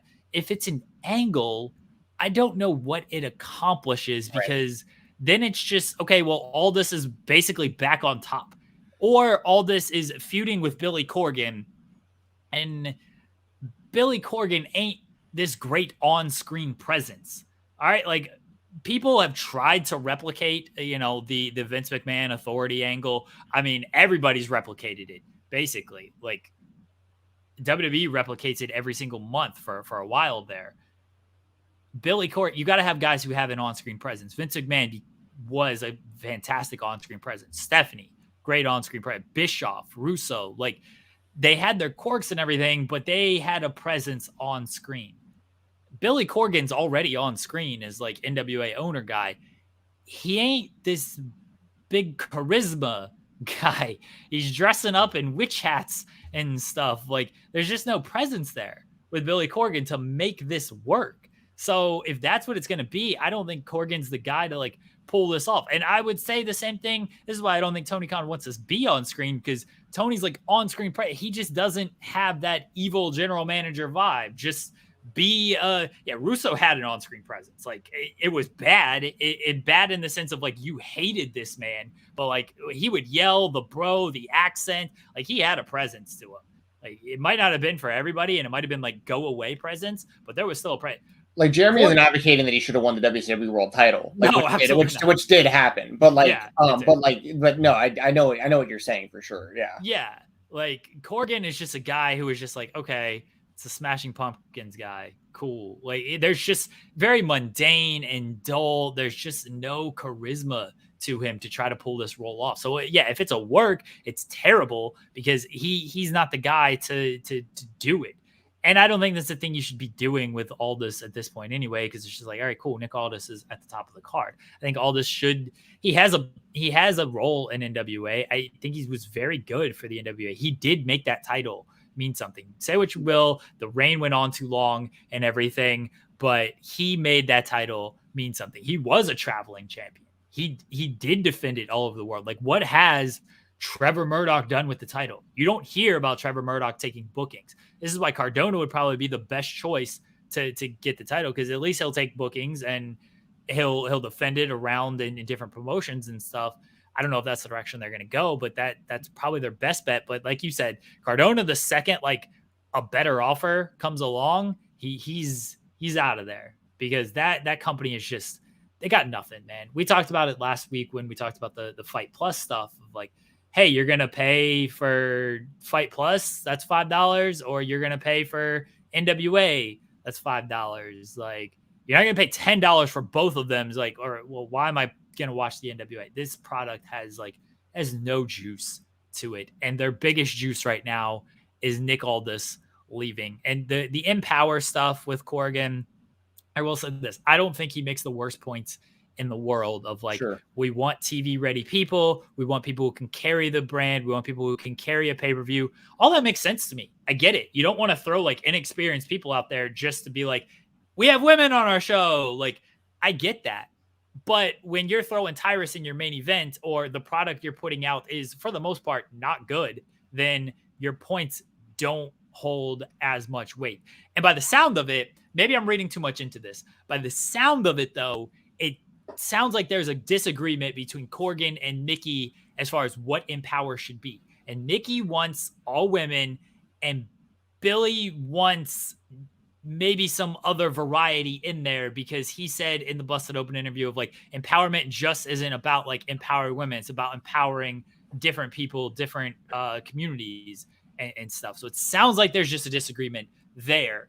I could be reading too much into this line, but that is what he said in the interview. It's all bad, but NWA Hard Times is on Saturday. If anybody wants to actually watch that show, good luck to you. There you go. Jensen, MLW aired Battle Riot. They have the deal with Pro Wrestling TV. They're back. MLW Fusion is back. I'm not going to spend too much time on this, but I just want to call it out because they aired Battle Riot. The show took place in June. Yeah. Stephen Jensen. June. Vince McMahon was still in power in June. CM Punk was 3 months away from going scorched earth in June. Like, he was technically still the champion because John Moxley hadn't won it yet. The Colorado Avalanche were not the 2022 Stanley Cup champions when this thing was filmed. The new season has started. This is not how you build a wrestling promotion in 2022 by airing a show that is 5 months old. It's just not how you do it. Court Bauer, who I like, who seems smart, talks about getting all these streaming deals and stuff, and the world of MLW never sleeps. Can you get a deal that doesn't have you air the PWG deal? PWG has better friggin' timing putting out stuff than MLW right now. Go back to just putting these shows up on YouTube a week later or something. Like, you tape in bulk. If you want this brand to grow, and I don't think MLW is like all bad. Like, they got some good talent and stuff. I like Hammerstone. I like Fatu. They're bringing guys back in. I think Leo's supposed to be there again. Manch just came back. Yeah, like, it's not all bad, but man, when you're airing stuff from 5 months ago, I can't get invested in your company. Yeah, I couldn't remember when this aired because I read the spoilers out when they happened on the Weekender, and it was like a while ago. And I remember I was like reading the results this past week because it finally aired. So I was reading them again, but now that they were aired, they weren't spoilers. It was like the actual results. And I was going through and I was like, when was this? This was like at least a couple months ago. Like, I remember reading this out, it seemed like forever ago, but it was all the way back in June. I didn't realize it was that long ago. That's so insane. Because it was so confusing to me trying to cover the NWA product the MLW product is like, so this show happened back in June. So I've known for a while that Fatu is next in line to wrestle Hammerstone. And they've had shows kind of like since then that have happened. And also, they had Fightland happen, like, has already happened, like, in real time. So like their next show has already been taped, like with that has like a whole that all their spoilers for Fusion and stuff for upcoming weeks is already taped. Battle Slam just now aired, so like when I'm trying to follow the product, it's super confusing because I'm like, I remember reading the Fightland spoilers and being like, but Fatu is the number one contender. He won Battle Riot. Like, is it? And it's like, oh wait, that hasn't even aired yet. You know what I mean? So it's like I'm like trying to figure out like how confused has the fan base got to be about MLW right now. But yeah, it's the same kind of thing. We talk about PWG also, but MLW, they really have I shouldn't say they have no excuse, but they've been doing this for years and years, regardless of which platform they've been airing their products off of. For some reason, they just can't seem to do it live. And by the time it happens, all the buzz is gone. I mean, here's a good example. Like, Killer Cross is in this match. You know what I mean? Yeah, like, they have Scarlet wrestling tonight. Like Right. they're like, oh, Scarlet back in the ring. It's like, great. She's been signed with WWE for like 3 months now. Like, cool. You're not going anywhere with this. I get that like Court wants to hold out for this mythical big streaming deal that he thinks is going to take the company to like new heights or whatever. It ain't there. Like, if you don't have it by this point, you're probably not getting it. So at least get your product out there in a timely manner to where fans can keep up with it. There you go. What also worth mentioning on an NWA Hard Times 3, Davey Richards is defending the MLW middleweight, or which championship is he at? Now I'm getting confused. The National Middleweight Open Championship. The National Openweight Championship. The middleweight championship is what Myron Reed holds. The Openweight Championship. He's defending, I'm pretty sure, against Colby Carino, I want to say. Yeah, Colby Carino. That's kind of cool that they're getting an MLW match on the NWA pay-per-view. A little at least door there. I mean, yeah. At least this is a thing that MLW is getting some pub out of it, though. I mean, look, it's an NWA show, but at least it's timely. Has Davey Richards technically been won that title on MLW television? I have no idea. Yes.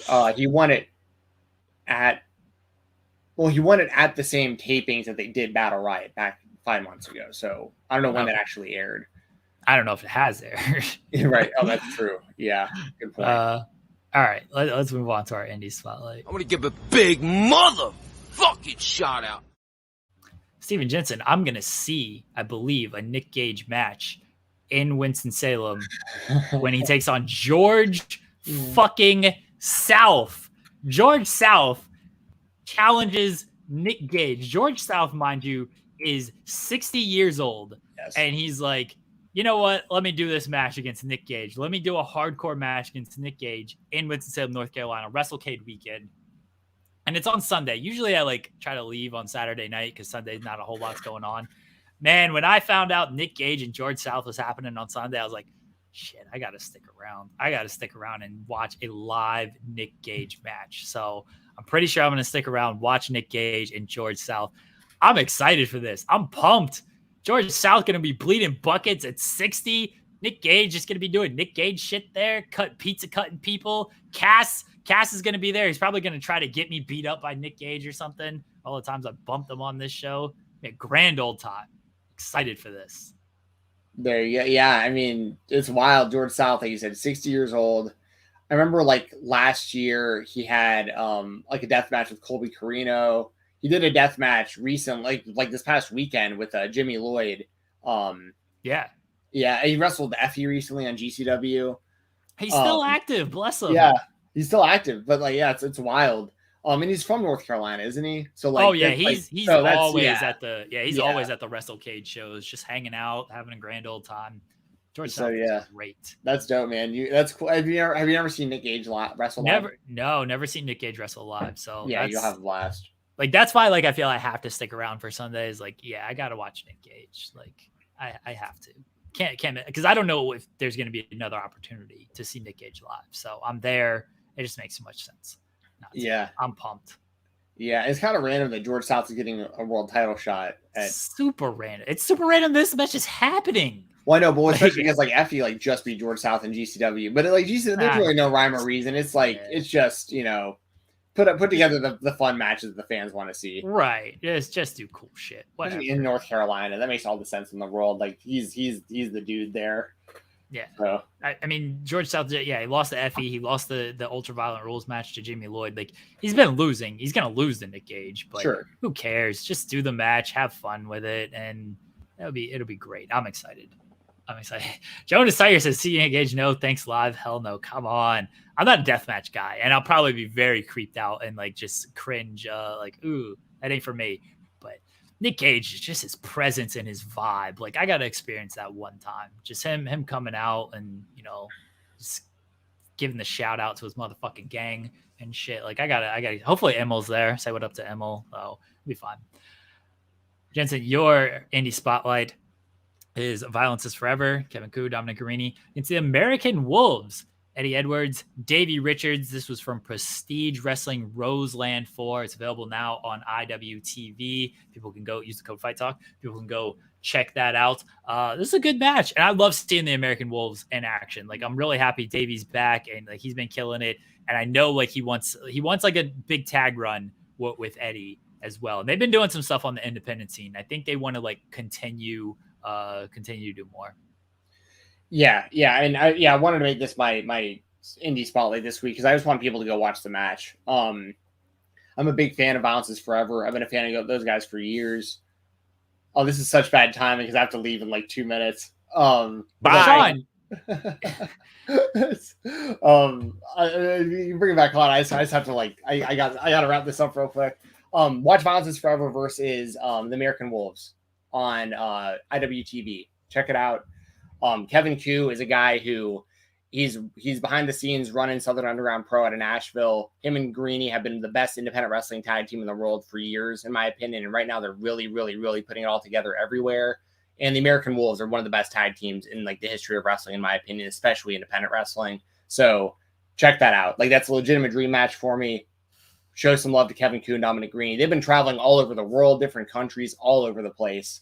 And I want you to check that match out. So I wanted to make sure to give a shout out to Koo and Guarini versus the American Wolves, Prestige Wrestling, Roseland 4. Check it out on independentwrestling.tv. If Sean's still here, now you can bring him back in just because I wanted to make sure to get that in there before I had to leave. Sean's not here. I did message him to tell him to come back on because I'm going to ask him on air, get the checkbook out so we can get MJF on the show. Please get us MJF. But yes, I do have to go check in for work. Thank you very much for watching, everybody. Enjoy the interview with Phil Lindsay. It's a good one. We talked about a whole bunch of stuff. Fun interview. Yes. Lindsay. Follow Stephen Jensen at @FightTalk_ on Twitter. Go to IWTV. Use the code Fight Talk. Jensen, appreciate it. as always, enjoy the shoot job. Have fun there. And I'll talk to Yes, you. Fightful Select, we get our podcast every Sunday. FightfulSelect.com. Go subscribe. Only $5 a month. You get a lot of good content over there. So check it out. And I hope you guys have a great day. And Sean, I hope you come back on the show. I'd love to talk to you. He's but a coward. Unfortunately, I have to go work for the next 9 hours and doing something that I don't really want to do. Sean Rossap is a coward. He's not going to come. There he is. What? Hey, Sean. Hey, Sean. sorry, man. Guys. Just wanted to say what's up real quick. I got to literally go clock in for my real job here in a second. But, What real job? Oh, dude, you know I'd be on the phones 9 hours a day helping people with. You should sell drugs service. Instead. Hey, yeah, that's true. But anyways, fellas, it's good to see y'all, and you guys have a good Thursday. Yeah, you too. Sean, how much? You're Stephen Jensen. How much money does an MJF interview cost? Because I know he charges. Can we open up the checkbook? He mentioned the spotlight like 15 times on his promo last night. I feel it's only right that he comes on this show. Yeah, that ain't gonna happen. I can't get AEW talent in general. Like I can't get that. I'm trying to get him approved for WrestleCade though. So we'll see. Damn, y'all got this thing just sitting around here still. There's a bunch of stuff that I have no idea why it's on here.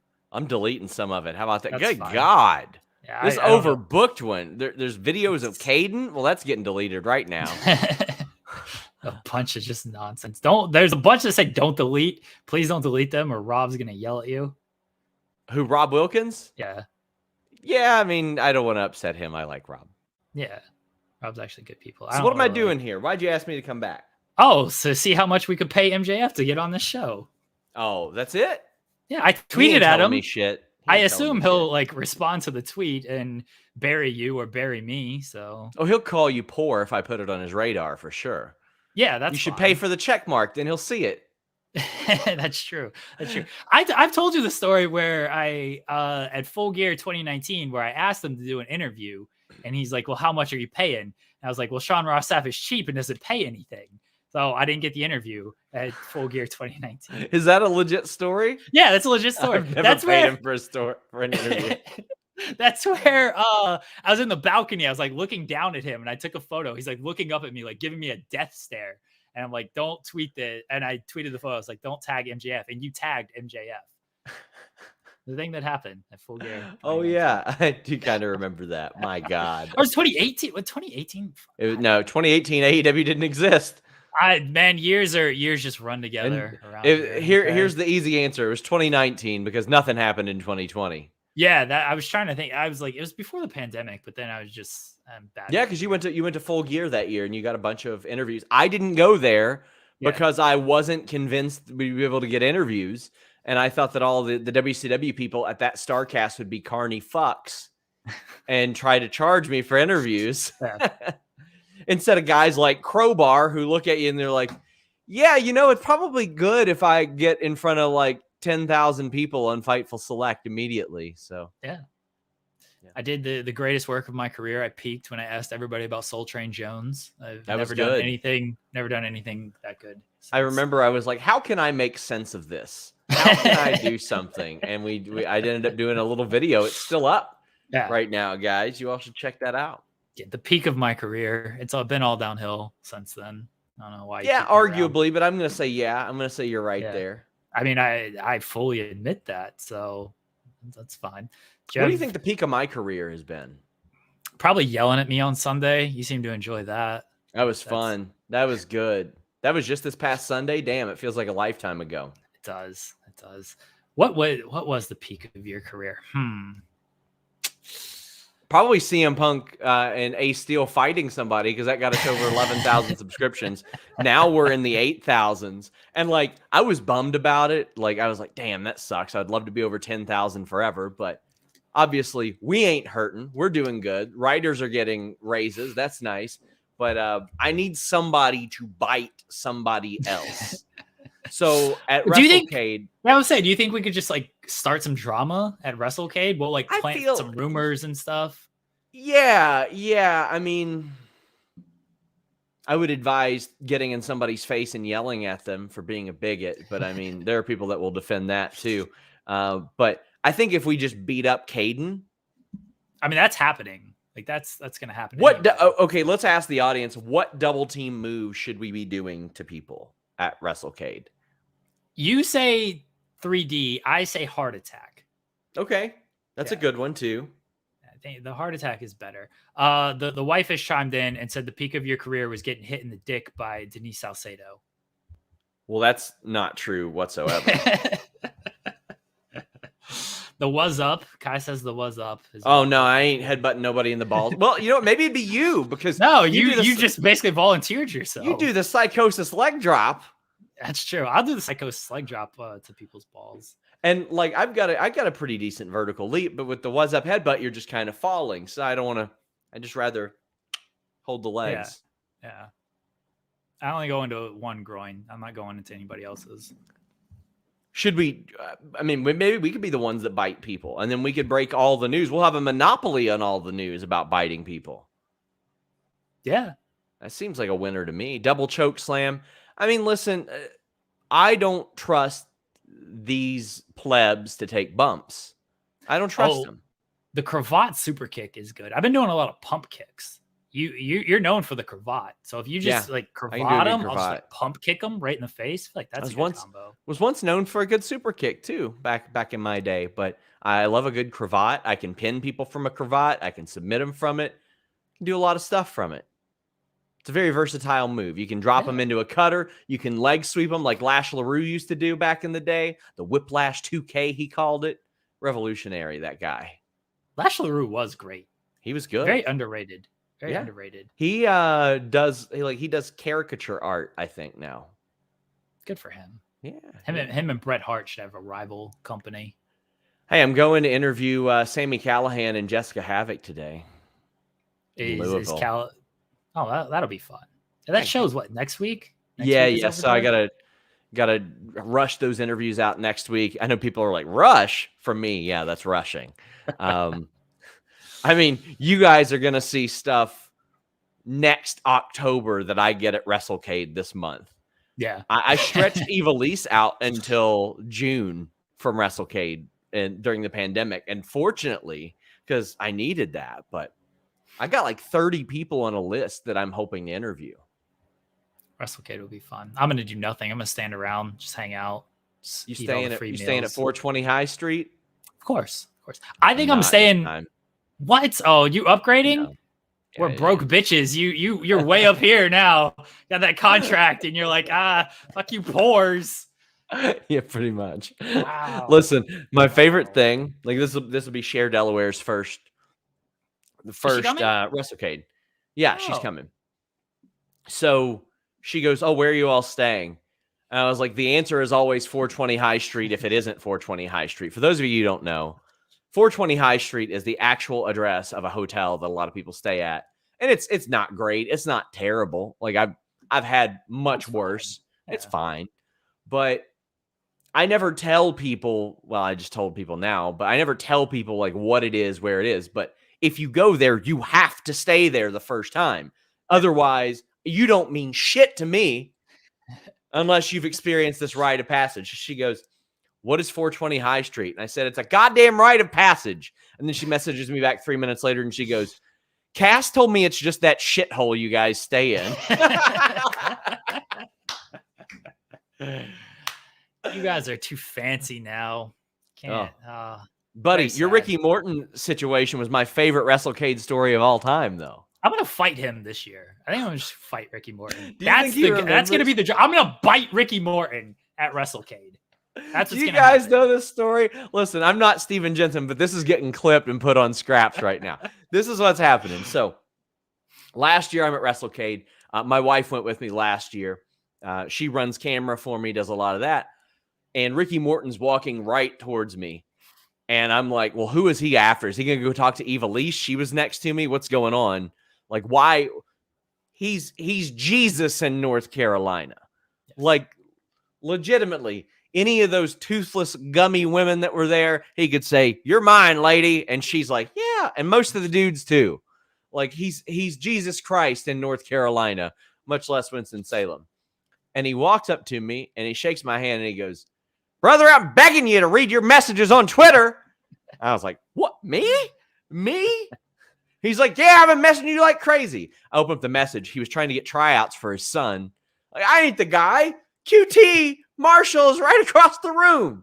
What are you doing? So I do the polite thing, and I'm like, hey, Ricky, this is Jeremy. He writes all of our headlines and our articles. And he shook Jeremy's hand, and he goes, brother, nobody gives a fuck. It's a true story. Just buried me. It was an honor. It was an honor to get buried by Ricky Morton. Complete honor. I'm going to bite him this year, though, and you can write about that. Hell yeah.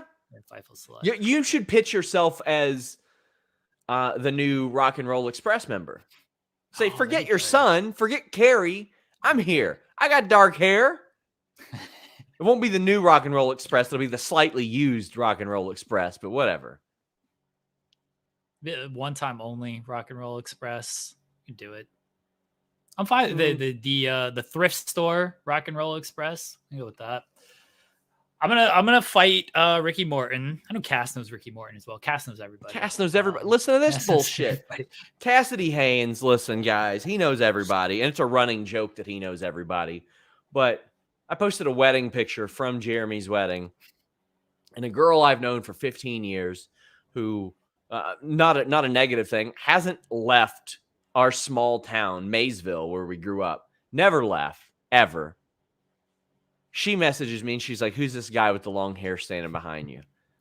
And I was like, this girl ain't never been anywhere but the beach. You know those family vacations to Myrtle Beach. I was like, it's Cassidy Haynes. You don't know him. And she's like, yeah, I do. His friend is my great aunt's long lost son. And I said, huh? What? I was like, I think you have him confused. And she goes, no. He's from North Carolina. I was like, you don't forget Cassidy Haynes. Exactly. You know Cassidy Haynes, and you don't forget Cassidy Haynes. This is like 6 years ago. How do you remember him? And I mean this legitimately. Like, she lives like 45 minutes an hour, and like we'll always be like, come up, have dinner with us. She's like, I can't. My dog. I gotta watch my dog. Like, damn. But she knows Cassidy. How in the hell does this happen? How does this happen? One day I'll tell you guys the story about how me and Cass used to hate each other, and we revealed one of our sources to each other and became friends forever after that. That was a good one. We used to cuss at each other in the DMs a lot just because he was friends with shitty people. Then he was like, you know what? These guys are kind of cooler. Fuck them. I love it. Cass is the best. He was on the show last week. Just telling stories how he was drinking in the ring with Sandman and shit. Listen, if you go somewhere with Cass, expect to come across an expended shell casing. It's going to happen. You're going to come across a crime scene. That's the nature of it. So listen, if I go out, at least I know that I'm going to go out at WrestleCade, and I'm going to die there, and I'll have 30 interviews in the can. Jeremy knows where to find like 6,000 words of hidden away scoops that we can slow release. My family will be taken care of with the select money.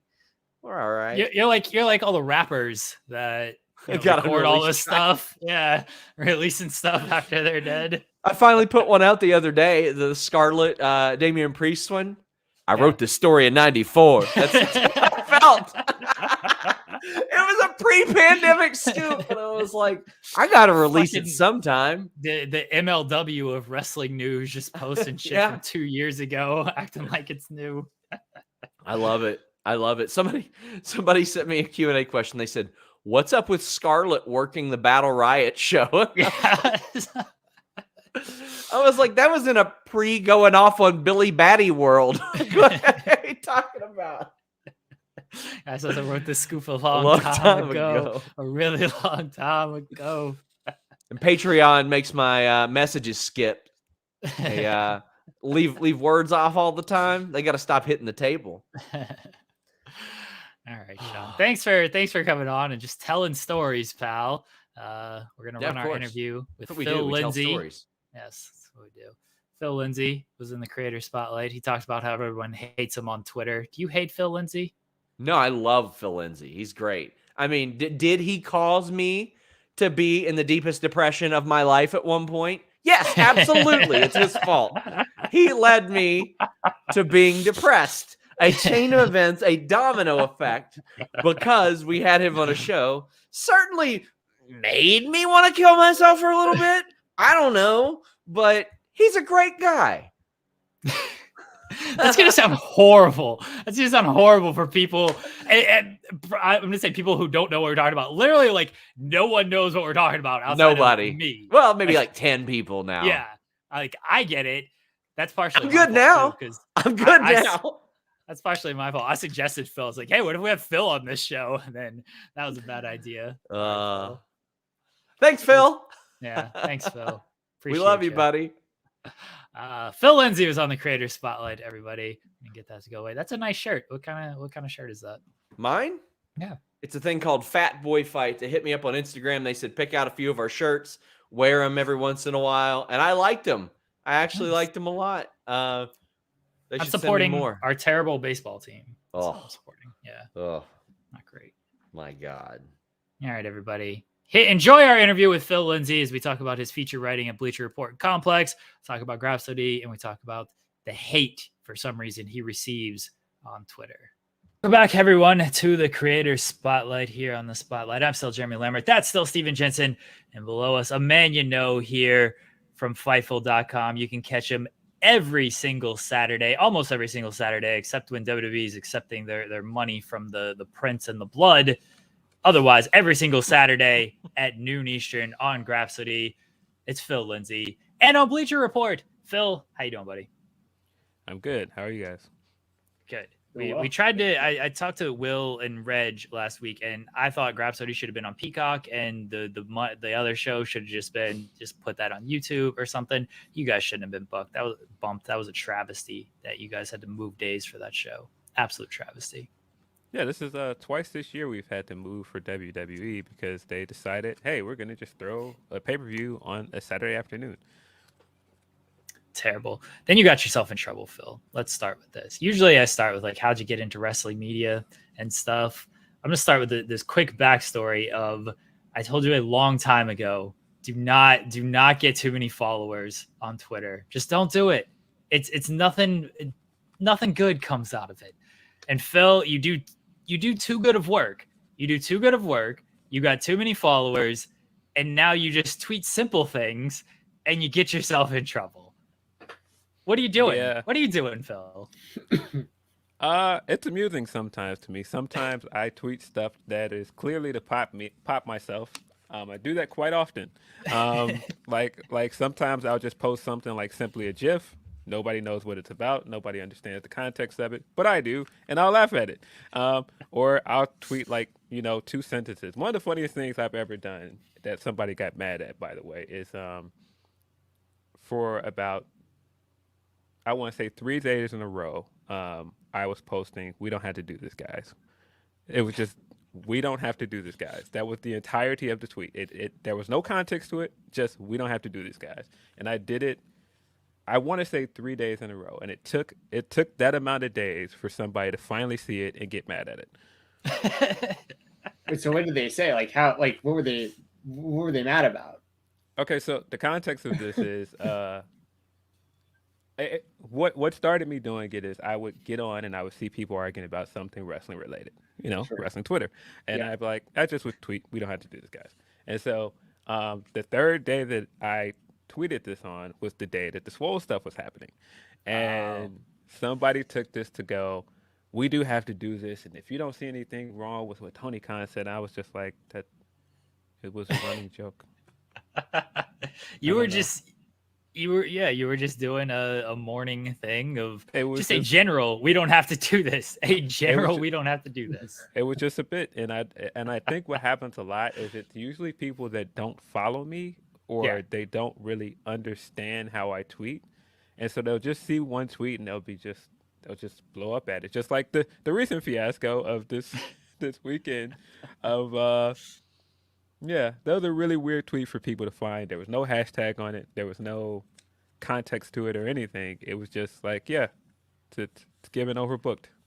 3 words. I told you that tweet popped me because when I read like it's giving overbooked, when I read like it's giving, I'm thinking like, oh, it gives it to you all the time. Like it's serving a look. A lot of RuPaul Drag Race over here in this household. So like that's how I'm reading. It's like it's serving you overbooked. FightfulOverbooked.com. Go over there, subscribe. Like that's how I'm reading it. So like it popped me, and then I saw all the like replies to it. I was like, why are they mad at this? What is up with people? Yeah, what is going on? This turned into, will you please shut up? All this cursing at me. And AEW show Phil is trashing a WWE show that at that point I hadn't watched all the way through, by the way, which is a funny story in itself. I don't like really getting into the personal life stuff, but I was having a really tough day personally, and so I just tweeted a joke, and I that's how I saw it was. It wasn't like I had the pay-per-view on. I wasn't watching it with my full attention, but I was just looking at all this stuff, like all the spectacle. There's all this pyro going off. Everybody that comes out that interferes has an entrance. Like, it's just like, this is like the most overblown, over extravagant thing ever. And not to say that in a bad way, it wasn't a criticism of the show or the match. I was like, this is a lot. So yeah, I just thought this was a pretty innocuous tweet. And that turned into, oh my God, will you please shut up? So here's the other thing with me that I've also realized. Twitter is like the surface level of internet interaction. Underneath that is a network of group chats. Everybody is in a group chat. Everybody is in a Discord or something. And so there are Discords of people that have their stance on whatever is going on Twitter, or they're in a group chat with other people that may or may not like certain people. And every time a tweet pops up that they see of this person, they put it in their group chat and they discuss it.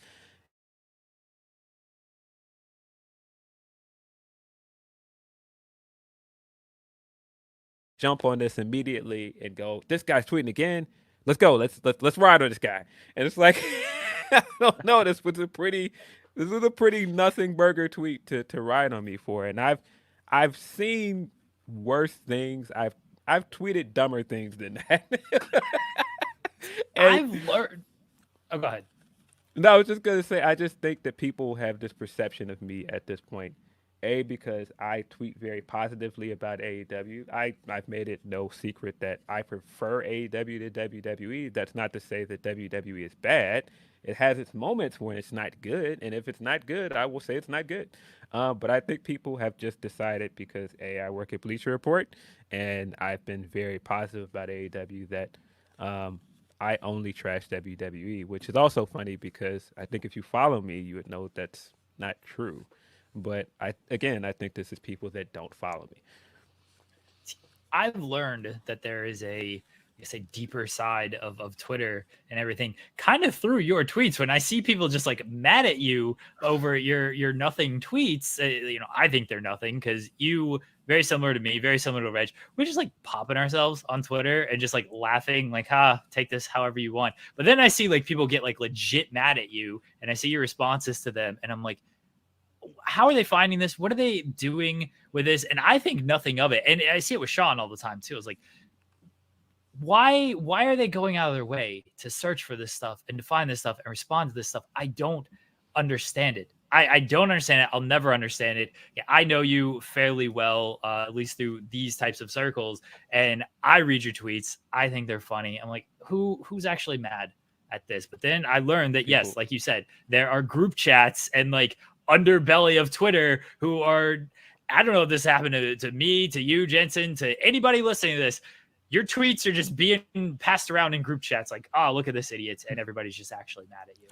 I have now collected a list of all the circles that do this. I will not give these circles attention on this podcast, but I've now collected a list of the circles that do this. Some of them are just trolls, but no, it's some people that just legitimately don't like me. And I get that. Look, you're not going to like everybody. I don't really care about that. I don't really care if people don't like me. I just don't like when people make up things that are just not true.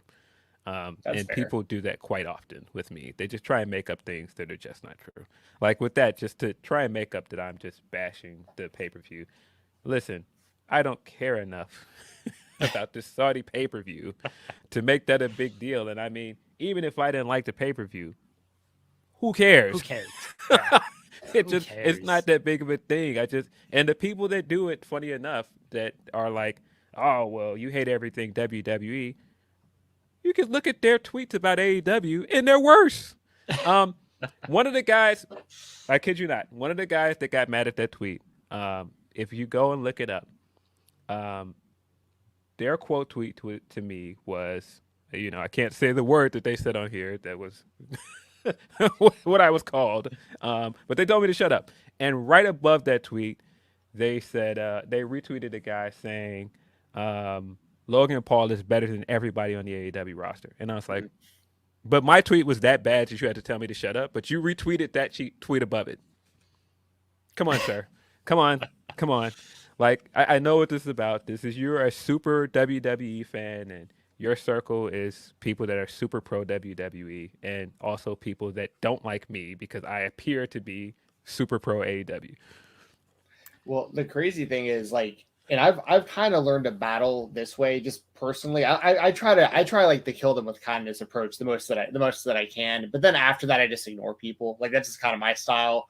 But the thing that a lot of those people I feel like just don't fully understand is we were all that WWE fan. Like, we were these people. But then, like, something changed at some point, and like we started liking other wrestling or whatever, and we might prioritize certain companies over others, maybe a little bit, but that's just personal preference. Every single wrestling fan is going to have wrestlers they like, wrestlers they don't like, better booking decisions in their own minds than what they're seeing on television, or trying to rub it in someone's face that I knew that was going to happen, so I'm going to not shut up about, I told y'all for months this was going to happen, and it happened.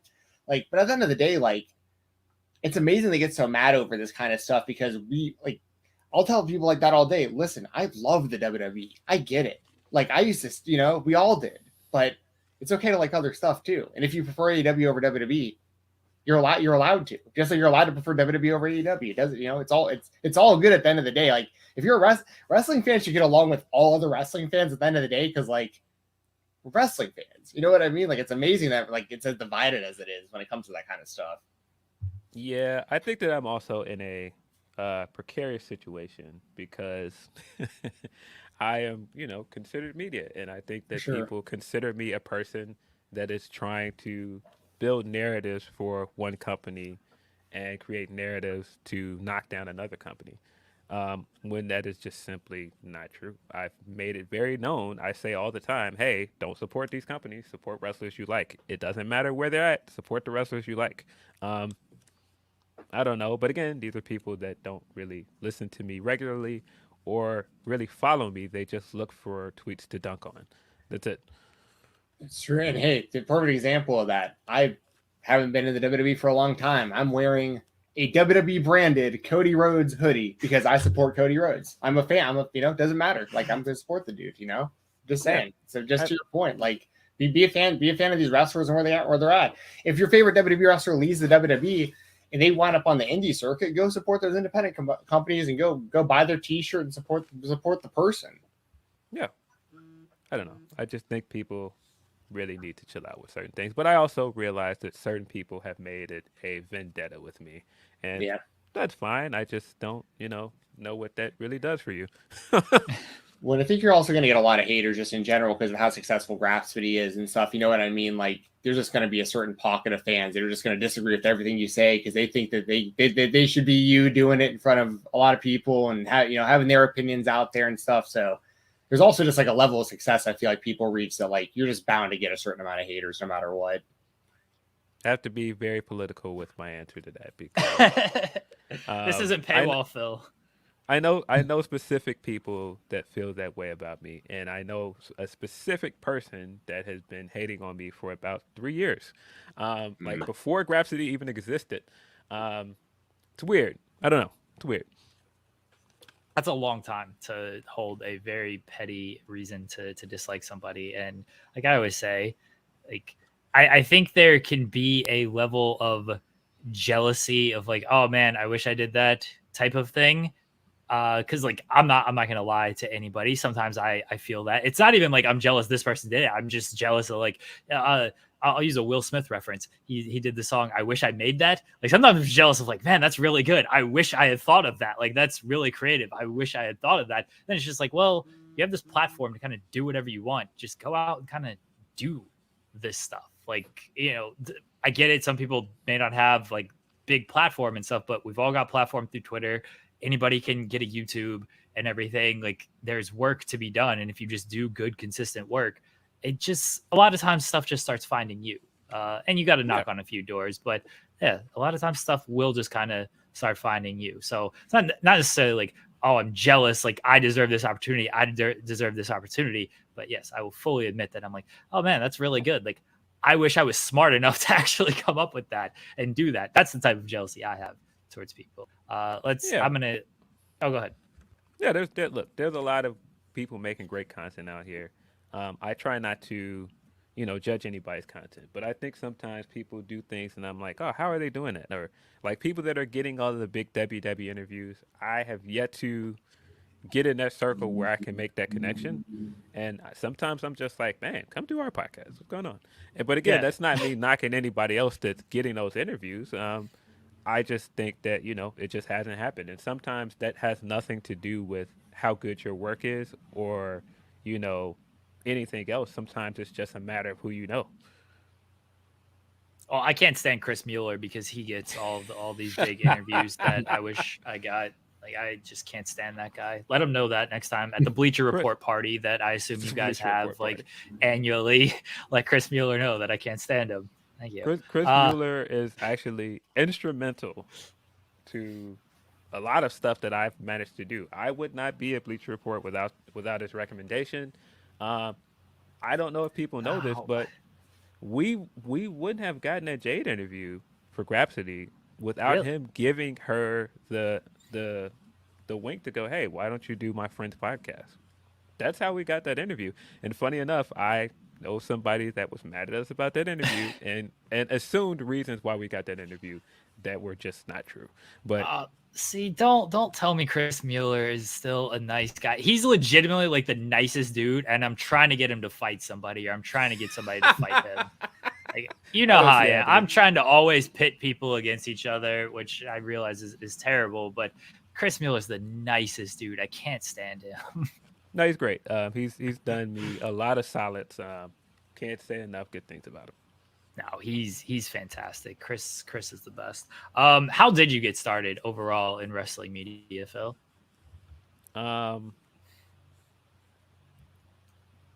We have to get all the way back into, I think that was 2017, 2018. Yeah, this is another one I have to be diplomatic about. Why do I have so many enemies? Like, why do you have so many enemies, man? I want to know this. You're one of the nicest dudes that I know through this. And like, why do you have so many enemies? I don't know if I would call myself nice though. I have moments where, you're nice to me. That's all I really give a shit about. Yeah, so 2018, I started writing at Diva Dirt. I would say probably other person that's instrumental in anything that I've had so far is Kristen Ashley, because she gave me my first break. And so from there, I wrote there for probably under a year, helped Kristen out with Bell to Bells, and then I got some other things here and there, stuff that I never thought I would get. Like, I mean, I started writing with Daily DDT. I believe that was around 2010. No, I'm sorry, not 2010. What am I talking about? Just 2019, I think. 2019. Yep. And that led to a lot of stuff. That led to a lot of stuff that I didn't realize people read as much of my stuff from Daily DDT, and I got a lot of recommendations to do other things from there, which is interesting because you'll talk to people that are like, don't write for little to nothing, or don't write for free. And I feel like some of the early stuff I was doing where I wasn't getting paid a ton, that led to me getting a lot of other work, because people would read that stuff and go, hey, this is good. Why aren't you here? Or why?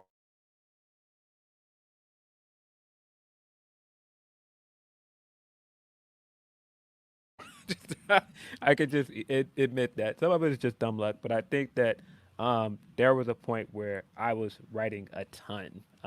Like at between Bell to Bells and Daily DDT, I was putting out a lot of content, and so I think it was just a matter of somebody saw it and was like, "Hey, would you be interested in doing this?" That's how I got the Complex article. That's how, because somebody saw my stuff at Daily DDT and was like, "Hey, would you be interested in doing this for us?"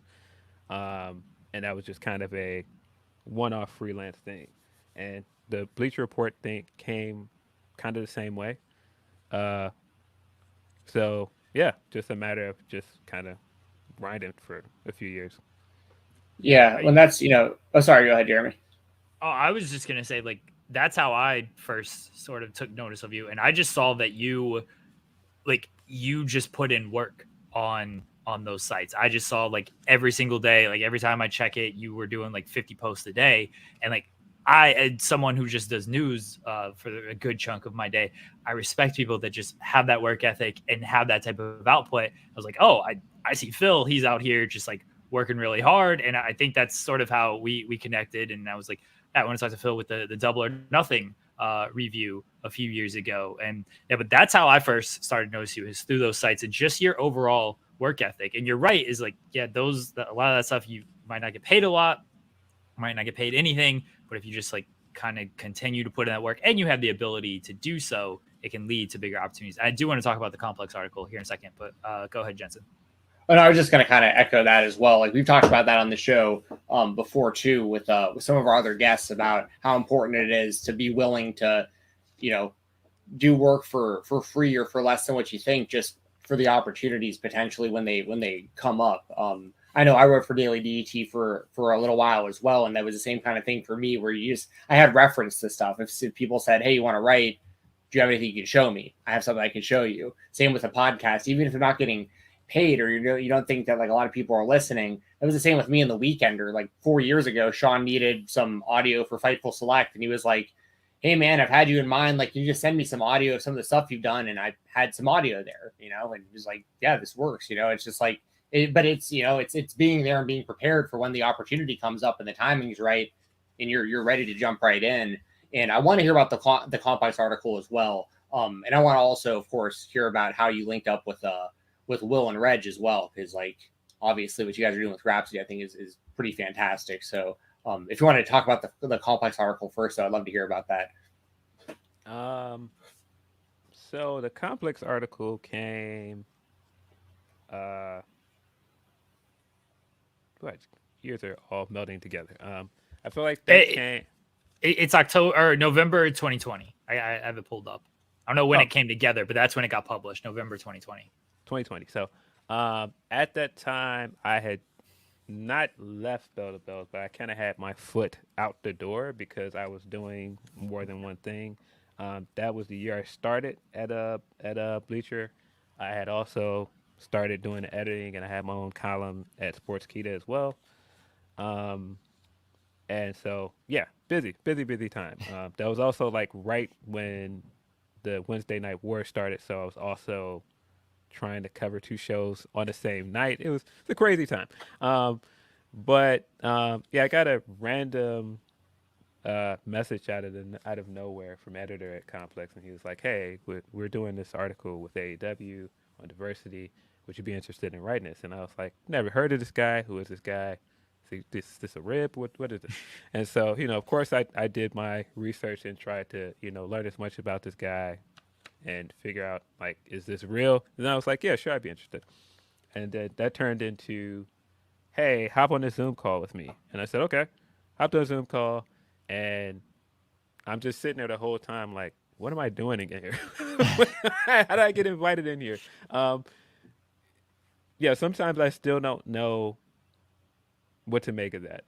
But I understood after I talked to people about it how I got it. Because, again, it was just people that either saw my work somewhere else and thought, yeah, this is the guy that we would want to drive the voice for this. But it was a really good experience. Just being able to pick all of the people that we interviewed, pick all of the people that we chose to focus the article around. to talk to the guy that did the art for it and to tell him, these are the people that should be in the cover art and have input in that. It was cool. I hadn't done anything that big up to that point yet. The Complex article, I'll make sure to have the link in the description. But yeah, that was one thing. I remember you tweeted about it and like just how excited you were, because I know you talked to like Scorpio Sky and Sheeta and Nyla Rose, and the art for that was like really fantastic too. And to make sure I put over Benjamin Mara who did the art for that. But that was like some really good cover art on the graphics that they did for the wrestlers. And like that, I remember, so I knew you'd written articles and stuff, but this was like the first like big feature I remember you doing. And I was like, oh shit, this is really, really good. So I put that over. Yeah, the coolest thing about that is again, I talked to the editor about everybody I wanted to talk to, and it was just basically like, hey, let me shoot my shot and see if I can get this interview. Probably I'm not going to get it. And at the time, I don't know if people remember this, at the time I tweeted something like, hey, AEW, let me interview Hikaru Shida. Like, let me get this interview. And so that was one of the names I threw on the list, and I was like, I'm not going to get that. And so at the very last minute, I feel like he came back to me with everybody else that I could interview. I had already set up dates with everybody. And he was like, I think we can get Shida for you. And I was like, nah. Nah. And he was like, yeah, I think we got this. I said, and that was one of those, again, I was tweeting stuff a lot to pop myself, and there were a lot of excited tweets, like a lot of gifs of just excited tweets of getting to interview her, and nobody knew what I was talking about, and I was like, this is crazy. Like, I brought up the tweet later to say, like, yeah, I kind of manifested this. I kind of put this in the air of I want to interview Shida, and it actually happened. And weirdly enough, that's kind of like how Will took notice of me, because Will was like, how did you do this? But no, it was a great experience. But of course, as usual, that came with its negatives as well, because that came with people that have taken that article as me, whatever, working for AEW or whatever they want to call it, shilling or whatever else. No, I don't think some people realize how people make money as a freelance writer. Yeah. And that's whatever. But again, that's just one of those things where for every good thing you do, there will be someone somewhere that tries to make it into a negative. Yeah, 100%. Talk to us about Grapsody and how all that came about. Grapsody came about in kind of steps. So, me and Will did the post show for, I think that wasn't Double or Nothing. Was it Revolution, where they had the exploding barbed wire match? Yeah. That was Revolution. We did the post show for Revolution, and we had talked before that, but that was the first time we recorded anything, and that was back when he was still on RBR. And afterwards, we talked for a long time, and it was just kind of like I had all these kind of like, I don't want to say grievances, but just all of these things as being a black podcaster, which I could roughly call myself a podcaster at that time. I was a guest on a lot of podcasts, but I have my own podcast. But just all these grievances about being a black podcaster, being black in this media space. And there were a lot of things that he agreed with. There were a lot of things that we found common ground on, whether that be, certain complaints I had, certain things, being a Swerve fan, and then finding out like he's related to Swerve and all these other things. And I was just like, at the time, me and Reg, which we've been friends longer, me and Reg's friendship goes back years. Like, I guess I should also put that part in there before the Will stuff, is that Reg is one of the few people that before Bleacher, before anything, was sharing all of my articles. And I used to tell him all the time, like, it's cool. I appreciate you, man. And so, I've always supported him. He's always supported me from a very early point. So we've been friends for a while. We before our group chat existed with the three of us in it, me and Reg would DM each other joking about stuff that we see on the timeline all the time. And so we've always kind of had that rapport. And so when I talked to Will that night, I said, "Hey, sometimes me and Reg do a podcast on his YouTube channel. You should come through." And he was like, "Yeah, I like that." And I said, "Okay." Fast forward, he did start doing a Saturday show. He's doing what is it, wrestling with the weekend or whatever it's called. And I was on the episode right after Last Dance. People might not know this, but I bought my ticket to Last Dance from Will. And so we talked about the show, and we did like a loose review of the show the day after Last Dance, and certain individual happened to pop up in our chat that we thought was a joke at the time, Tony K. And I was like, nah, it's just somebody with like a similar name. And so after that, we got a lot of attention for that episode. And then after that, he did the episode with Reg, and he was like, "Hey, this was a lot of fun. We should do this again." And Reg said, "Yeah, we should do it with Phil though." And that was kind of the light bulb moment of, hey, we've constantly kept saying like we should do something together up to this point, and it's just kind of like, hey, let's do this then. Let's make this official. And so he pitched it to me one afternoon, and I told him, I said, "Hey, that sounds great. I will not do this without Reg though." And he said, "All right, well, if Reg is in, let's do this." And so Reg ended up in. Everything kind of happened fast after that. It was like he pitched it to Fightful. That happened. Next thing I know, we had a logo. And I think in the midst of us figuring out we had a logo, Reg had recorded what would become the theme song. It just all kind of happened fast. I'm still sometimes humbled by how fast it happened, how fast our audience has grown. It's kind of surreal for me.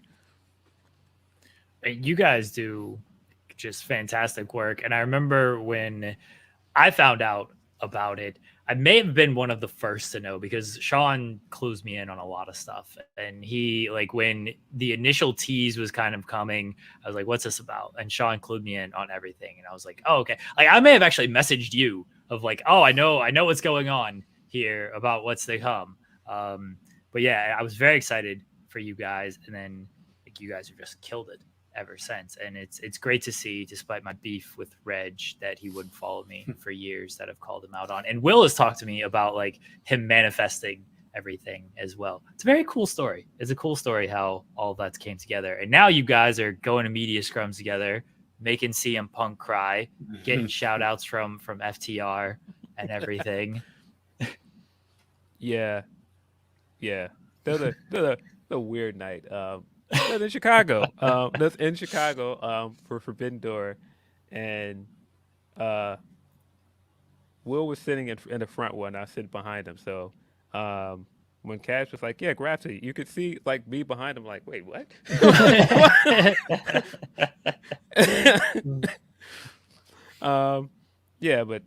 Look, it's just really cool to make something cool with my friends. I could get into a lot of the cool things we've gotten to do together, a lot of success we've had, but I don't think that it would be the same if we weren't friends. Yeah.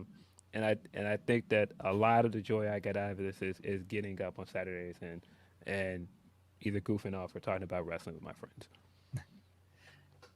Tell me about Paywall Phil, because I've heard the stories. I've listened to the stories. I've heard the stories from other people. But from the man himself, who is Paywall Phil? I don't know anything about what you're talking about. I have told many people to stop encouraging this. I think this just started because I saw something, and anybody, this is why I'm like, I don't know if I would call myself a nice person. I am very reactionary and I see a lot of stuff. I see all at this point. I see way too much stuff that I don't need to see. And so I was like, yeah, I cannot tweet what I think about that. I cannot say what I think about that on Grapsy because people will feel a way about it. And so the very first episode of Ask Grapsity, somebody asked me a question, and I was like, oh, can we talk about that here? And that's kind of how this has started.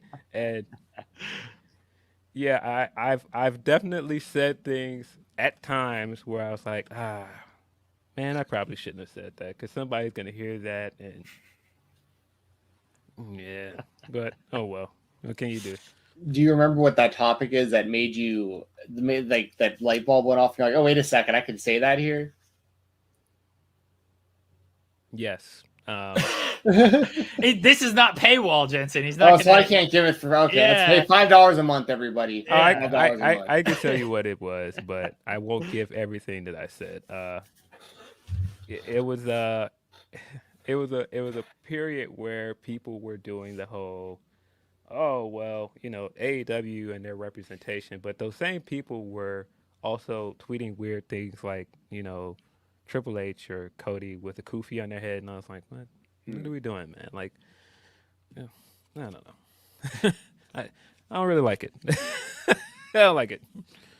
Sign up to Fightful Select. You get the Weekender with Jensen, and you get the Grapsody Q&A every other week with paywall Phil. That's reason enough to sign up. Yeah. I really think people should stop encouraging me to do this. Well, we finished the episode 1 week, and I said something that a lot of people probably won't understand what it's a reference to. But immediately afterwards, I was like, yeah, I probably shouldn't have said that. I will not promote it anymore then, because I respect you and I like you and I don't want to get you in any more trouble. I don't want heat with you either. It doesn't matter. At this point, I will get in trouble regardless. It is in my bio on Twitter that I am a troublemaker. It's You're a Phil from Chicago. I just feel like that just comes with the territory. It's Mando at this point that I do something that is gonna get under somebody's skin or something dumb that somebody's gonna repeat later. It's just gonna happen. And I'm also the kind of person that I am very much in the moment, that I'll react in a moment without thinking about it. And I'll just go, dang, maybe I shouldn't have said that, but You, from what I've seen, you've stayed out of trouble. Like I don't know. Maybe okay. I mean, hey, again, you're nice to me, so I think you're a nice person. Yeah, most people that people think are nice is just based off of their dealings with them. They don't see other things that they do elsewhere. Well, okay. Well, don't do anything that makes me change my mind. Like, no, why? I don't have an issue with you. Why would I have an issue with you? I don't know. I assume everybody dislikes me, so that's no. We have shared we have shared bonded grievances on other things. So no. we have. Who are some of your like dream interviews, or maybe like a dream feature that you would like to write? Dream interviews. I mean, just because I think it would pop me tremendously, and I don't think that either of the other people in Grapsody would be nearly as excited about it, is Seth Rollins, of course. I think that would be the funniest interview ever, just because I think people know that I'm a Rollins guy, and they're both not. I think it would be a hilarious interview. Okay, let's talk about this for a second, because you are a Rollins guy, and you're right about Seth Rollins. By the way, no one will tell you that you're right. You and my wife have just completely like all in on Seth Rollins from the very beginning, and now people are turning the corner on him. He's like the biggest baby face in WWE. Take your victory lap, Phil. You deserve this victory lap on Seth Rollins. No, I explained the character very on. It's not that hard to understand what the character is, and people just, for whatever reason, don't like the guy, whether it's the Ospreay stuff, whether he's a big company guy. They've just decided they don't like him. I'll never forget, I was in the Spaces at one point when I was doing tons of Spaces. Had to retire that for reasons. I was in the Spaces, and somebody was like, what is Seth Rollins' character? And I sat and explained it, and people essentially laughed me out of the room. Like, that is not the character. I think my explanation is that Seth went away briefly when Becky first got pregnant, and he went through like a midlife crisis. He's a guy that peaked very early in his WWE career. He's accomplished more than most people early, and he got to a point where he's older now. He's a dad, and he doesn't know what is his state in WWE. He just went through his first time as the guy, as probably the biggest babyface in the company, and it failed. It failed in dramatic fashion, and I think that left him like, where do I go with this? Like, why do people hate me?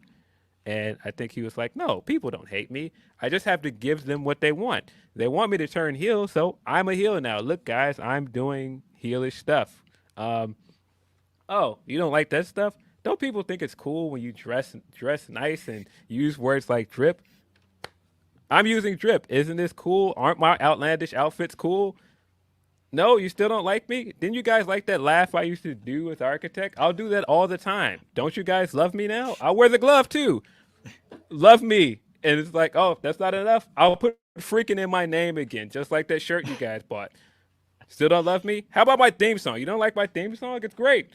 And I explained that, and somebody was like, that's not it. I said, it is. That's pretty much the character. And so I remember like maybe a good 2 weeks after that, he did an interview, and somebody asked him what the character was, and he basically gave my answer almost word for word. And somebody shared the article with me, and they were like, holy shit. And I was like, I told you guys. Do it. And so I've watched this thing grow and grow and grow. I've watched people.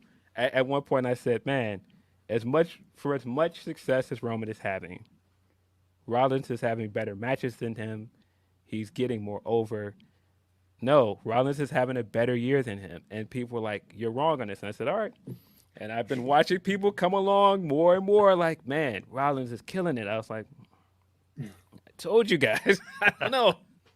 What about Rollins makes you such a big fan of his? Like, is it I know obviously the in-ring you just mentioned, obviously he has great matches, but like, if for him to be like one of, if like not your favorites, in the WWE, why Seth Rollins for you? I think Rollins is having great matches, but I think for the first time in his career, I think he's putting it together with the character stuff. I think this is the first time I've seen him do great matches and also do stuff that isn't just surface level character stuff. Because I think that was the last thing he was really missing. That makes sense. And he's a better promo than I think people give him credit for. I agree. I think he's a really, really, really great all-around performer, and I think he's really he's killing it right now. I was kind of confused because I'd been watching WWE so rarely, the last couple of years, but I've always watched the pay-per-views. So I had only seen him like losing like over and over, and I was like, "What's up with this? Like, he's so good." I didn't understand the Cody stuff. Obviously, I'm a big Cody guy, but I was like, "This is still kind of weird." Like, Rollins is like he's just always losing, but then it seems like he's kind of turned that around recently, and the fans are like really, really behind him. So clearly, it's whatever they've done has definitely worked, and and it's good that it has because it would suck for a guy that talented to peak that early in his run if they didn't have a way of like rebounding him. You know what I mean? The other thing that I appreciate about him is whether I agree with everything he says and does, he loves that company. Yeah. And I feel like he wants that company to succeed almost more than anybody. And I feel like he's been more selfless in trying to help that company succeed than most people on that roster. I said at one point that I think he's the best heel in the company because he's put more guys over and he's done more for other guys in that company to make them look like a bigger star. And I feel like he could very easily be like, no, I'm out for self. I want to be a top guy. But he hasn't. I feel like for the last year, he's done nothing but lose and help people get over. I will not say a bad word about Seth Rollins because what he attempted to do for me personally. So Seth Rollins will always be good in my book. And on television, I think the man is fantastic. Absolutely fantastic. I would love to see you interview Seth Rollins with Will and Reg just sitting there salty, just mad that they got to listen to his laugh. You and Seth are cackling, having a grand old time, and they're so mad about it. That would be great. Would love that. Yeah, my real dream project is that I would love to get a translator and interview Joshi wrestlers, because I don't think that people interview Joshi wrestlers in the States as much as they should. I mean, I see outlets that do it, but I don't see big outlets doing it as much as they should. And so there are a lot of like stardom wrestlers that I would love to interview. That's, I mean, essentially how, you know, the Sheeta Dream interview came about. I mean, if I had to pick anybody else that's like one of my favorite wrestlers, Asuka, and I'm like, come on, man, send us Asuka, give us an Asuka. So if I were to ask, like, who are your favorite wrestlers in the world? Is it Rollins, Sheeta, and Asuka? Would that be your list? Yeah, I'd say Okada's probably on there as well. It's a damn good list. Yeah, I mean, of course, like Bryan. Like, who doesn't? Of course, Bryan's the best wrestler in the world. The GOAT. Good That's list. the GOAT right there. All right, Phil, we'll get you out here on this last one. What is the coolest thing in your room? What is the coolest thing in my room?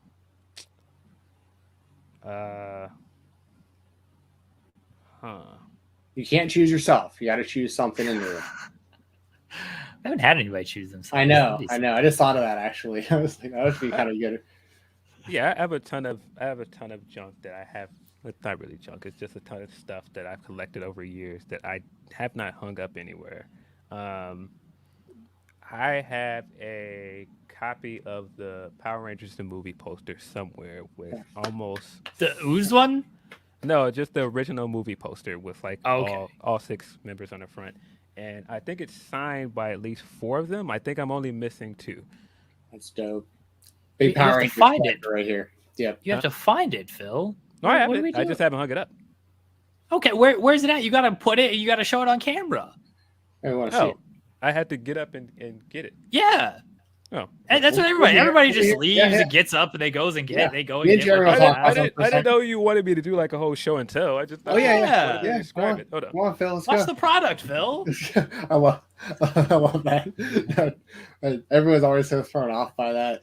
Yes. When Phil comes back, should I grab all my Power Rangers weapons and stuff like for Phil? Oh, they probably pop. They talk about Power Rangers all the time on Grab City. I'm pretty sure Will's a big fan. I wish I could catch it more often. I'm always busy on Saturdays. We're usually around the time, but I see the clips. Here we go. I know Will's a big Power Rangers fan. That's awesome. As well. There we go. Yeah, that movie ruled. Yeah, it's got Tommy there. It's got Aisha. Billy and Jason David Frank. Okay, who's your favorite Power Ranger? And Rocky. Yep. My favorite Power Ranger? Green Ranger. Yeah. Green Ranger. See, these are all the right answers. I love this. See, we could do an entire. I could have done an entire interview of just Power Rangers with you, man. I love that kind of stuff. We will have to do the Spotlight and Grab City Power Ranger crossover episode one week. Yeah, yeah. I'm sure I have other stuff, but just as a Power Ranger fan as a kid, and like just to have the movie poster and like at the time, the movie was super cool, and being completely freaked out by Ivan Ooze in clown form that still disturbs me to this day. It's one of the most terrifying things I've ever seen. I just don't like clowns like that. Phil, we appreciate you joining us, man. Let everybody know where they can find you at. You can find my writing at Bleacher Report, sometimes Daily DDT as well. You can follow me on Twitter. My Twitter handle is above. If you don't want to follow me, you don't have to, though. If you don't want to see me in these Twitter streets with people attempting to drag me, or attempting to start fights with me, don't have to. You can love me from afar. I understand. If you follow Phil, don't yell at him. Don't be mean to him. Just enjoy his tweets. Enjoy that he's having a good time on Twitter. Don't be mean to Phil. All right, everybody. Yeah. You can also always watch Grab City, youtube.com/Fightful every Saturday at noon Eastern. Phil, Will, and Reg. Phil, again, we appreciate it, buddy. Enjoy the rest of your night. Enjoy the rest of your day. Guys, we'll be right back here on the Spotlight. That was the great Phil Lindsay. We appreciate him joining the Creator Spotlight this week. Again, go check him out. Grab City every Saturday at noon here, right here on this channel, youtube.com/Fightful. Go follow him. Don't be mean to Phil. All right. Don't be mean to Phil, Lindsay. Kai, I believe that you are in on Rollins as well. Totally believe it. Thanks, Kai. Appreciate you, buddy. Also, Biteful Select. That's a great name. And Graham says Sean and Phil on a Thursday. Hell yeah. Yes. You can't get that anywhere else but here on the Spotlight. Guys, we appreciate the support. Appreciate the love. Let's see. We got a bunch of stuff to plug with. Day After Dynamite today, 3:00 Eastern. Will Washington with a guest. I'm sure I'll be doing my usual run-in on that show, causing chaos, causing havoc out there on Day After Dynamite. And that's 3:00 Eastern right here on this channel. Check that out as Will reviews last night's episode of Dynamite. Head over to Fightful Overbooked. FightfulOverbooked.com. New content going up there. New episode of The Gauntlet is up right now. Just went live, I believe. Hopefully, as long as I scheduled it correctly, it's up live. I was joined by Adrian Hernandez of The Bet in Las Vegas. He does a lot of great wrestling interviews. We talked about Brock Lesnar matches. Specifically Brock Lesnar matches since his 2012 return when he kicked John Cena's stupid hat in one of the greatest moments in wrestling history. So we talked about Brock Lesnar matches over the past 10 years. Great chat with Adrian. Very knowledgeable guy. Just reliving a lot of those fun matches and talking about Brock as like an all-time guy. So go check that out. It's a new episode of The Gauntlet. Got a bunch of other stuff on FightfulOverbooked.com. New Japan podcast was up as well. That went up yesterday. What else has happened? Tim and Joel show, Tag Talk, Go Sport Tag Talk, before they're taken away from me. Called up to the main roster. Just I'm gonna have to start booking some ladder matches like my guy Shawn Michaels, because all my talent is getting taken. All my talent's getting taken and called up to the main roster. So go check out the latest episode of Tag Talk. Fightful Overbooked, new shows daily over there. Working on some even more new content for that site. Working on some fun stuff. I'm hoping to put out some good stuff at the end of the year, since everything else I do is terrible and has been terrible since the Soul Train shows 2 years ago. 2019, 3 years ago. Jeez. Where's time gone, everybody? Where's time gone? Guys, thanks for joining us. I'm going to stop rambling here. Subscribe to Fightful Select. Go to Fightful.com. Don't follow me on Twitter. Follow Phil on Twitter. Don't be mean to Phil on Twitter. Follow Stephen Jensen on Twitter @FightTalk_. Bye, everybody. Thank you. Love y'all. Bye.